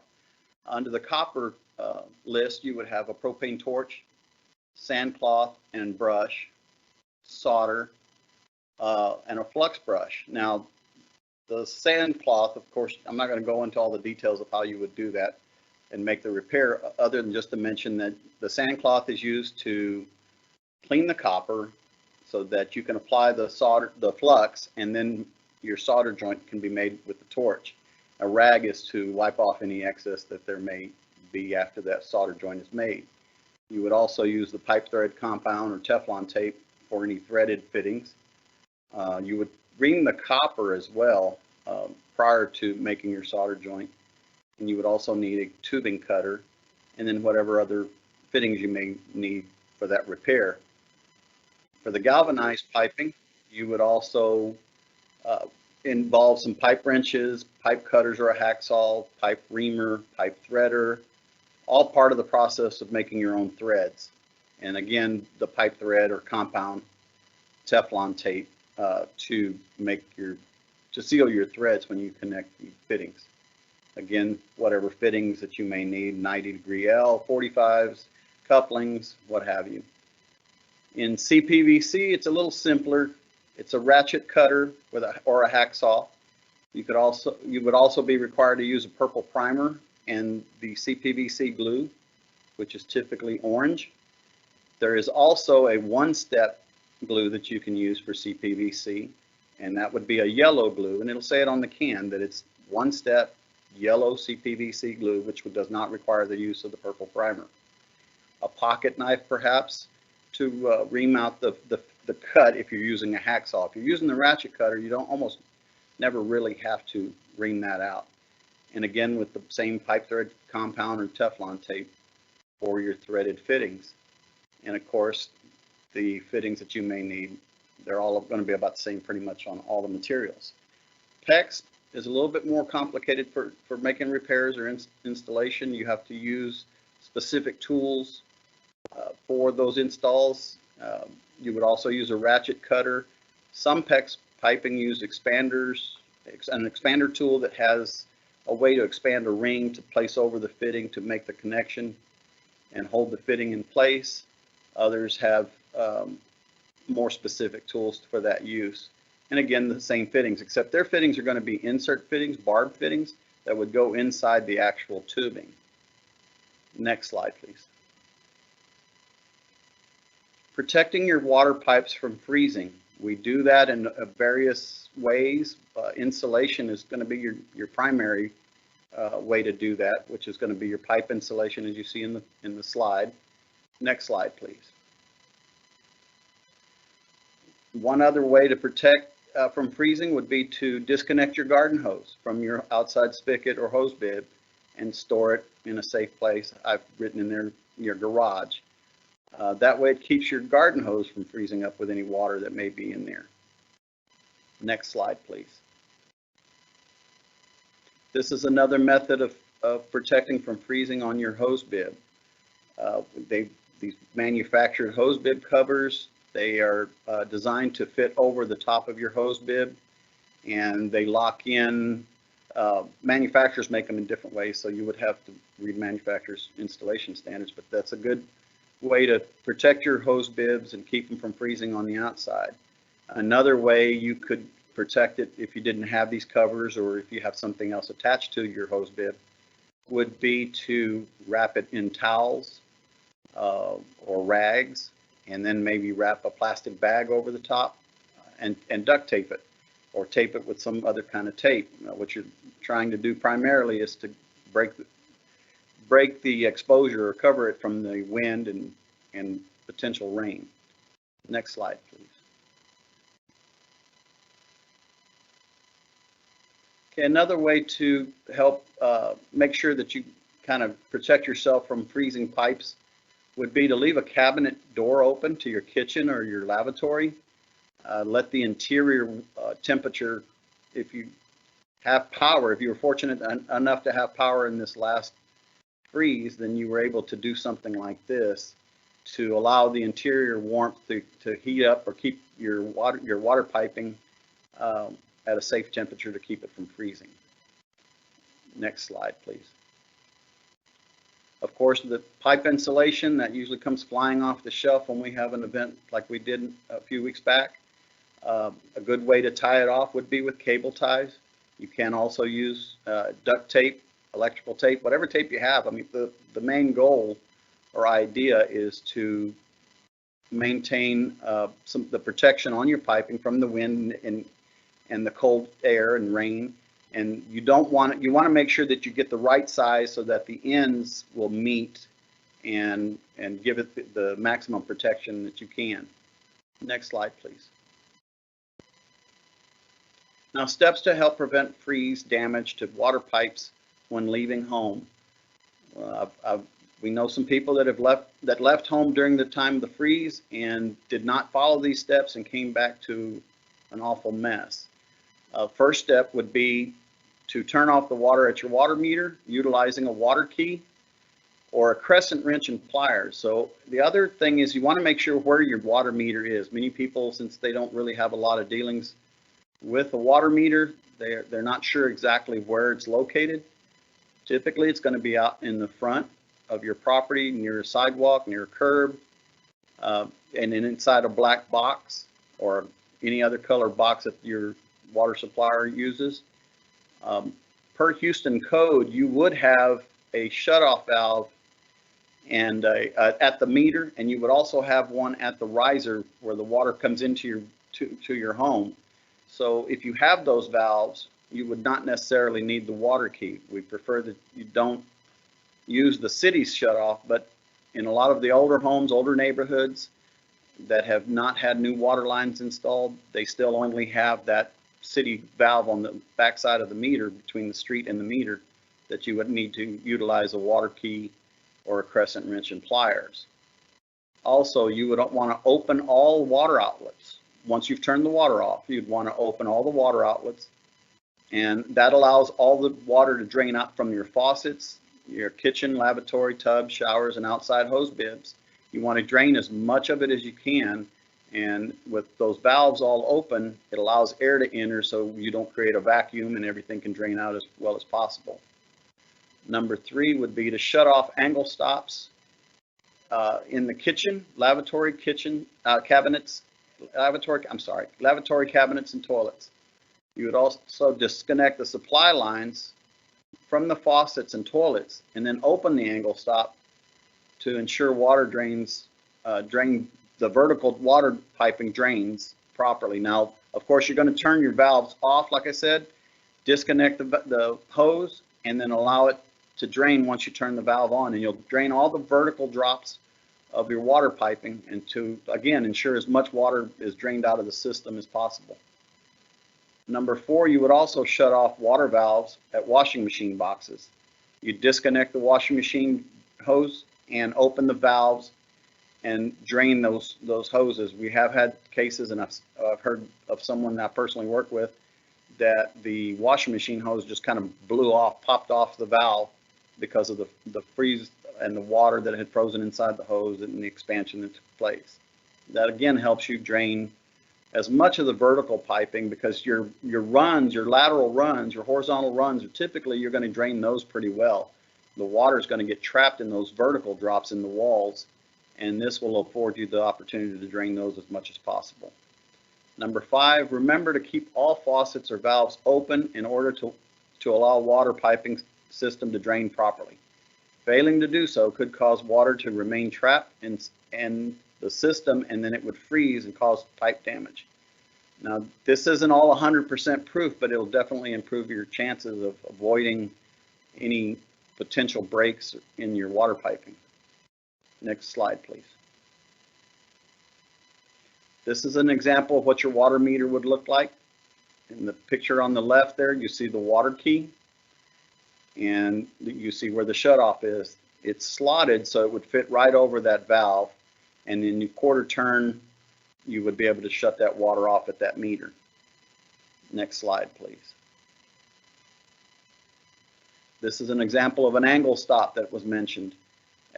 You would find these either at the kitchen or a lavatory, and you would turn them off, disconnect the upper portion of the supply line, or that portion right there where you see it's connected to the valve, you could disconnect it there, and then with a bucket or some other receptacle, open the valve and collect the water. Next slide, please. This is an example of an angle stop at a water closet or toilet. Same thing here. You would have plenty of access there to turn the water off, disconnect the hose from the toilet, and then open the valve again and drain your water into a receptacle. Next slide. This is an example of what your washing machine box would look like with the washing machine valves and the hoses. Again, you would turn the valves off, disconnect the hoses from your washing machine, and drain the water into your receptacle. Now, this slightly different here, because you see this picture and the water's point of entry is from the bottom of the box. So you would still have a small portion because that piping is going to make like a U shape underneath there if the water's coming from the sides. If it's coming from the bottom there, again, you probably would drain a lot of that vertical water out of there. And it's, I'm sorry, next slide. Okay, so as mentioned in some of the other presentations on a backflow preventer for irrigation, this is how you would drain a backflow. Now, this isn't a typical install in the picture. It doesn't depict a typical install for the city of Houston. It's normally going to come off your main water line that you'll find feeding from the meter to the house. But this will give you an idea of the device that we use. Now, City of Houston, we do require a pressure vacuum breaker or a PVB. So again, always turn the water off And the valves, if they get stuck, you can use pliers to kind of help turn those a little bit if need be. You would turn them at a 45-degree angle. And then you would also take a flathead screwdriver and take it to the test ports. As you can see that they're indicated there in the open position, the bleed screw. You would open that to a quarter turn rather, and allow the water to drain out through that test port. And then lastly, you would locate and open any drains that may be installed both inside the house or water shut off and outside your backflow preventer. So you can see the picture where the test valves or test ports there have that little set screw in there, that bleed screw. That's what you'll turn at a quarter turn, which will allow water to drain out of that device. If you fail to do this, you could potentially have a problem with that device freezing up and breaking on you. And then what happens is, if no one's home, that water is just going to keep pouring out of there. And what's going to happen, you get enough of those in a neighborhood, you'll experience some pressure loss, as I know I did in my residence. And then after you're done with that, you can close those valves up to seal it back up again. And then just make sure you cover it and protect it with either towels or pipe insulation, blankets, whatever it is that you have that you can wrap around there. And that'll ensure that you're doing the best you can to try to keep from having this system freeze up on you. Next slide, please. Okay, again, be sure to cut off or shut off your water before proceeding to draining the pressure vacuum breaker. You want to make sure that you do that correctly. And there's the valves again in the quarter turn position to try to allow air to enter and to also let the system drain out properly. Next slide.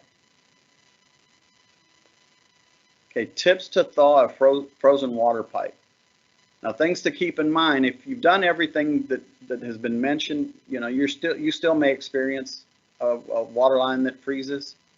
I know in my residence we did have one cold water line on the kitchen side that had frozen, and we just basically, the temperature rose to a point during the day where that just kind of thawed out on its own. So that's an option. But if you can locate the frozen pipe, that's going to be key, obviously. And then you keep your faucet open, and then you would begin near the faucet to try to warm things up. And that you could do that by, again, leaving the cabinets open and let the interior warmth naturally thaw out that piping. You could also use a hair dryer. Hot towels. I mean, if you have a way to warm up towels, anything that's going to generate some warmth to put on there to slowly thaw it out. You don't want to just rapidly put some extreme heat on there. You might find some problems arising from that. You can also use a portable space heater or a heat lamp. And if you can find some electrical heat tape and have that on hand, and you have access to the piping to do so, you can affix the electrical tape to your water piping, and that'll help thaw it out for you, thaw the piping out for you. Now, big key here though is you want to avoid using an open flame. For obvious reasons, if you use an open flame in a very tight area or inside your cabinets or in the attic somewhere, if you're not careful, you could cause a fire and just exacerbate the issue. Next slide, please. And I'm open for questions now.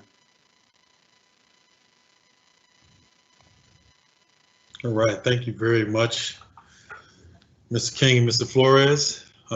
We got a couple of questions for you guys too. So I think this first question, I don't know if you'll be able to answer this one, but it might have been for Mark, but we'll skip that one and I'll get to this one more pertinent to your presentation.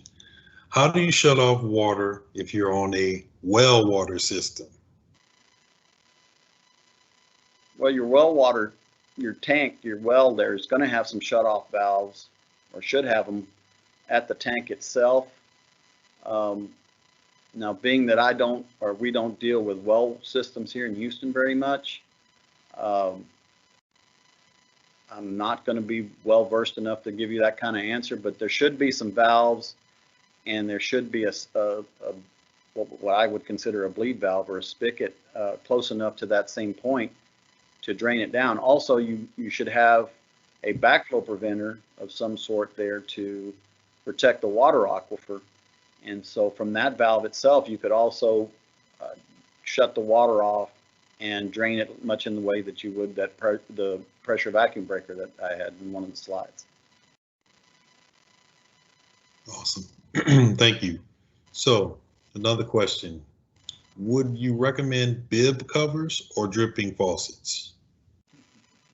Well, there's two trains of thoughts, obviously. A lot of people say let your water drain, at least let it drip. And if you let it drip, they say to let it drip. Let the cold water drain from the meter to the most remote outlet. And then the hot side, you would let it from the water heater to the most remote outlet on the hot side. And a lot of people say let it drip, and that way moving water cannot freeze. That's not always the case. And not to mention, you're wasting a valuable resource in the water. And I realize at that point, a lot of people aren't really concerned about what their water bill may be.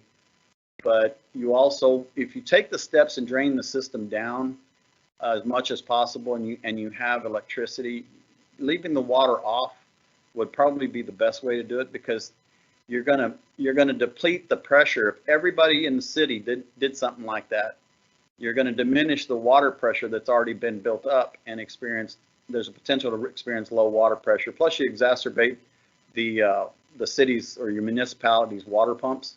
They'll have to be working constantly to try to maintain that pressure, and they never get a break because the static pressure wouldn't be reached. So, you kind of do what you got to do, but we really prefer that you don't run the faucets. Try to cover everything to the best of your ability. All right. Got a couple more questions for you guys. All right. So if the main water line is turned off, does the water tank heater need to be turned off? And if the water heater is not turned off, should the hot water faucets be opened? I'm sorry, repeat that question again. Yeah, it's a lot to it. If the main water line is turned off, does the water tank heater need to be turned off? And if the water heater is not turned off, should the hot water faucets be opened? Okay, that's a little bit involved. On a gas water heater, and it's a tank type, it's really not going to drain your tank. If you turn the water on or off and you drain everything else down, your tank will hold water, especially if it's a top-fed water heater. So it won't really drain the water heater out. Electric heaters with side inlets, you would want to turn your power off to those, because if those could potentially drain down, and if they do, then you'll burn up your elements. Tankless water heaters, you would probably want to turn those off as well, because they're driven by the water pressure. So if it's not having any water pressure, it's not going to come on. And there again, tank type water heater, your electric water heaters, you can go in and lower those down. Like your tank type gas water heater, you could, on the unitrol, on the control valve for it, you could turn that to pilot, and you're not wasting any gas unnecessarily. The electrics, you can always go to those and lower the temperature on the thermostat. But most residential water heaters that are electric are going to have top inlet and outlets. So those, you don't really run a risk of those draining down. So shutting off the water and leaving the valves open, I don't see where that would pose a problem for the most part. Your tankless, like I say, those are a little more specialized. They get error codes if they don't have certain pressures and other things going on with them. So you may want to cut those off completely.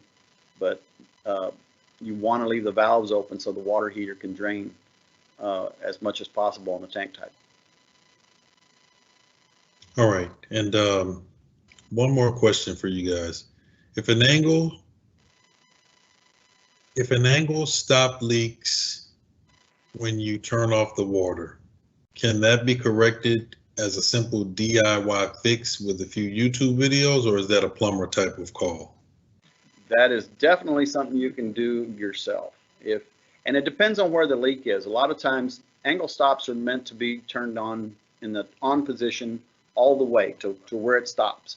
And then when you turn them off, obviously you're tightening them all down. But once you go to disturb that valve and you go to close it, a lot of times it will leak out of the stem, which is the portion that's sticking out that the handle attaches to. And usually there's a packing nut there on the outside. If they can go back, I don't know if they can do this, but if they can get back to the slide that showed the angle stop.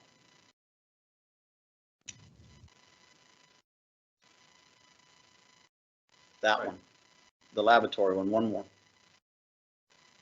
Okay, Right there. so you'll see the handle itself is kind of oblong. You'll see the part in the middle that's cylindrical, and then you'll see that nut on the outside there. That is the packing nut.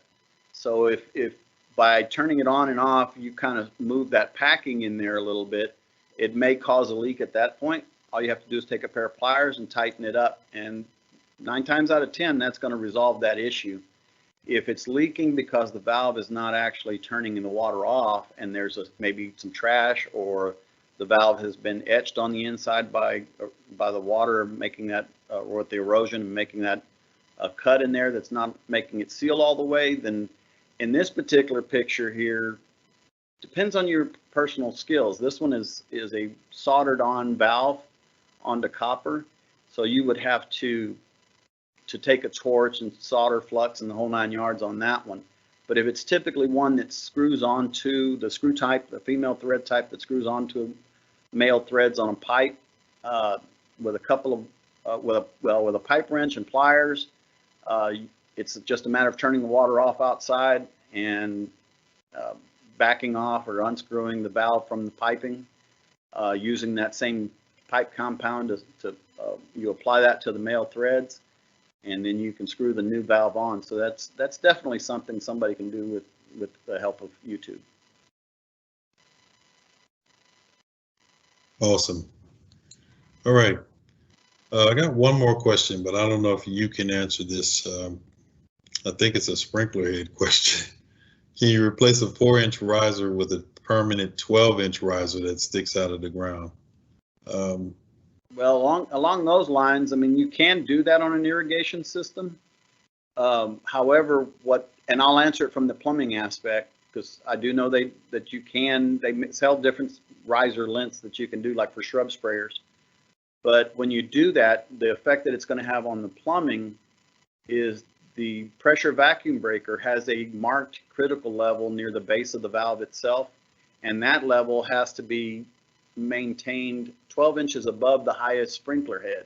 So if you have a shrub sprayer that went from 12 and you're in compliance at that point, and you put something longer that encroaches into that area of the 12-inch clearance, then you'd have to call someone out to have them raise that pressure vacuum breaker and get it retested and certified at that point. But yeah, that if I'm not mistaken, that can be done, but it also causes an effect to the install of the pressure vacuum breaker.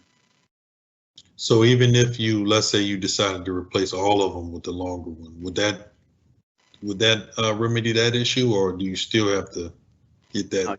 You still have to, because the pressure vacuum breaker, like I said, has a critical level, and it'll be marked with a CL. Typically, it's kind of etched into the valve itself. So from that line, 12 inches below, you're not supposed to have any of those sprinkler heads come up to that level. So like I say, if you're increasing the height of your shrub sprayers, you may want to also consider raising the level of your backflow preventer. In the city of Houston, like I say, we use the pressure vacuum breakers. I know earlier there was a double check that was shown in the ground, and those we have a little different requirement here. Awesome. All right. Do you guys have anything else y'all like to share? You know, given the way this last freeze event that we had, I'm not sure that any of these, you know, a lot of people did all this, and with the freeze that we had, the temperatures that we reached, and a lot of people that with the issue of not having power, you know, some of these steps that I've mentioned probably are not going to be helpful if you don't have power. But you know, on a basic level, these are your basic things to do to help protect, especially if you know you're not going to be home. Ideally, that you want to follow those steps and drain as much of it and save yourself a big headache. Because I know some people that came home and whole ceilings were down on the ground, on the floor.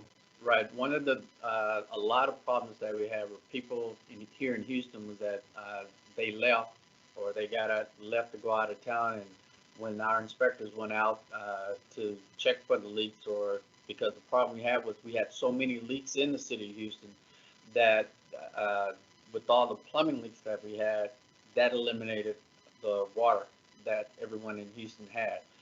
So what we were doing was actually going out and actually turning the water off either at the house or at the shut-off valve at the house or at the water meter in order to get the water pressure back for the city of Houston.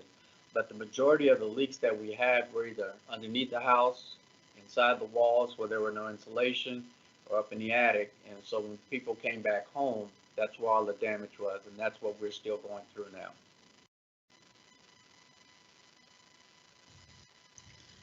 Thank you guys for being with us today. We greatly appreciate y'all being here and, adding your expertise to this event. And I look forward to connecting with y'all in the future for future events. Appreciate it. Thank you. All right. So we're almost to the end of our programming today. But first, I want to talk about our partners over at Fort Worth. They have some things on the horizon. Fort Worth Water Conservation offers a comprehensive program to address indoor and outdoor water conservation. Their water conservation plan, updated every 5 years, sets conservation goals for residential daily use and per capita daily use. They have recently added new website information on the continuous usage detection and irrigation calculator tool to help customers understand the water saving and cost impacts of leaks and outdoor use. Their programs include summer running residential and commercial toilet replacement programs, free sprinkler evaluations, water audits for business customers, and their new minor leak repair program for low-income homeowners. They have partnered with regional conservation partners this year to offer 24 virtual and/or in-person classes and workshops to help their customers better understand the value of saving water while maintaining the beauty of their outdoor spaces. All of this information is available at savefortworthwater.org, savefortworthwater.org, and their social media channels in English and Spanish. So let's move on to our partners over at the City of Dallas. City of Dallas Water Conservation offers a menu of incentive-based programs in education and outreach initiatives aimed at raising awareness about the importance of conserving water and at providing resources that promote efficient water use practices. Two programs they want to highlight today are the Minor Plumbing Repair Program, which helps City of Dallas residents address minor leaks in their homes, and the Free Irrigation System Evaluation Program, which provides City of Dallas residents a free audit of their irrigation systems to identify leaks, broken sprinkler heads, and other issues like irrigation runoff. Residents also receive information on more efficient ways to water their lawns. In addition to their other outreach and education initiatives, they offer free year-round water-wise seminars and workshops in collaboration with Rooted In. Their next virtual seminar is all about foodscaping and is sculpted for Saturday, April 17th at 10 a.m. They're partnering with Rooted In to promote their Grow and Go box gardens. These box gardens take the guesswork out of finding the right plant for the right spot with perfect water-saving combinations. You can pre-order now through April 5th or until supplies last. City of Dallas Water Conservation is hosting one of 5 pickup locations around Dallas-Fort Worth on April 10th from 8 a.m. to 11 a.m. So you want to visit SaveDallasWater.com for more information. That's SaveDallasWater.com. All right. So the city of Houston, we want to talk about our education programs that we have. All right. Some of the events that we've done in the past and that we are doing in the future, our Waterworks Festival. We had to delay the Waterworks Festival. We had to postpone it this year due to the COVID-19 pandemic. Imagine a Day Without Water. We've recently won a few awards for our Imagine a Day Without Water essay competition that we will continue. That's in October. And of course, our Fix a Leak Week workshop, which is what you're attending today. We also have a rain barrel and compost bin sale. Let me tell you a little about the rain barrel sale. It's coming up on May 25th, 2021. We'll be selling 50-gallon Ivy rain barrels at a 40% discounted price, $72 for anyone interested in purchasing a barrel, and an even further discounted rate of $52 a barrel to Houston Water customers while supplies last. Visit rainbarrelprogram.org/Houston to learn more and purchase your barrel. We will also put the link in the question and answer of this event. All right, we have a survey for this workshop, which will be, Sarah put it in the link earlier, and we'd love for you to fill out the survey. We encourage you to fill out the survey. All of our registrants will receive a link, well, in the email after this event as well. So the first 25 attendees from each metropolitan area that fill out a survey will receive a water conservation giveaway. So if you're in Fort Worth and you're one of the first in the Fort Worth area to fill out the survey, you will receive a water conservation giveaway from the Fort Worth area. Same thing for Dallas. If you're in Dallas and you fill out the survey and you're one of the first 25 to do so, you will receive a giveaway from the city of Dallas. If you're joining us from somewhere outside and you are one of the somewhere outside of the city of Dallas, the city of Fort Worth, or the city of Houston, you know, we will get your information and we'll send you some type of giveaway if you're in the first 25. So we want you to definitely do that. The supplies are limited, so you know the first ones that get in will be able to get that conservation giveaway. We want to thank all of our speakers today, Mr. Patrick Livingston, Dickinson, Mr. Patrick Dickinson, sorry about that, with Rooted In, Mr. Mark Cranfield with the City of Dallas, Mr. Byron King with the City of Houston, and Mr. Carlos Flores with the City of Houston. Special thanks go out to Megan Tufan and her entire City of Dallas team, as well as Becky Begley and the entire City of Fort Worth team, working so hard to help us put this program together. I also want to thank Environmental Protection Agency, most notably Beth Livingston, for her contributions to this program.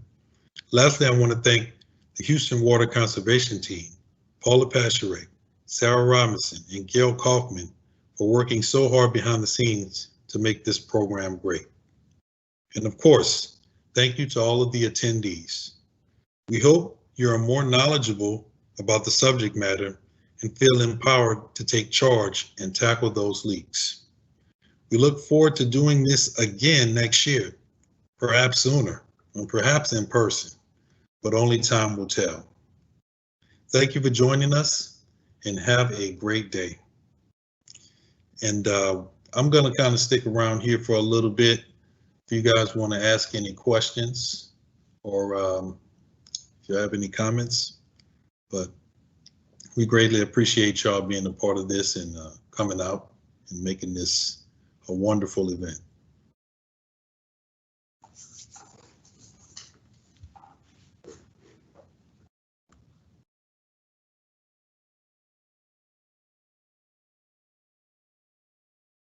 Hey, Sarah, can we share that survey link one more time for the attendees, just in case they missed it, please?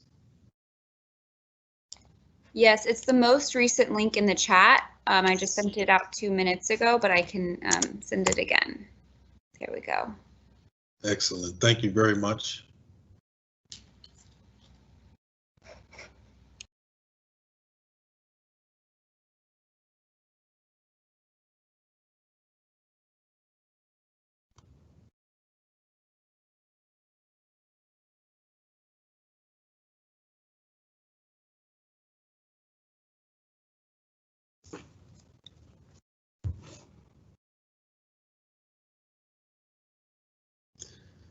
All right. So, do any of the presenters have anything else they might want to share? You know how you go to a movie and you watch the credits, and then after the credits, it's like a little scene at the end. Anybody got any bonus content that they'd like to share?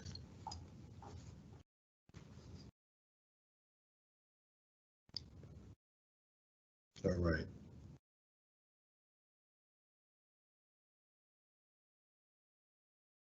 Excellent. Well, what do you think, Tara? You think we should go ahead and conclude this event? Sounds great to me. We've got a couple of thank yous coming in. Thank you for that, and thank you to all of our presenters today for some wonderful content as well. And with that, I will go ahead and end the meeting. I'll end it for all. So thank you all for your attendance today, and we look forward to hearing back from you in this survey soon. Thank you, guys.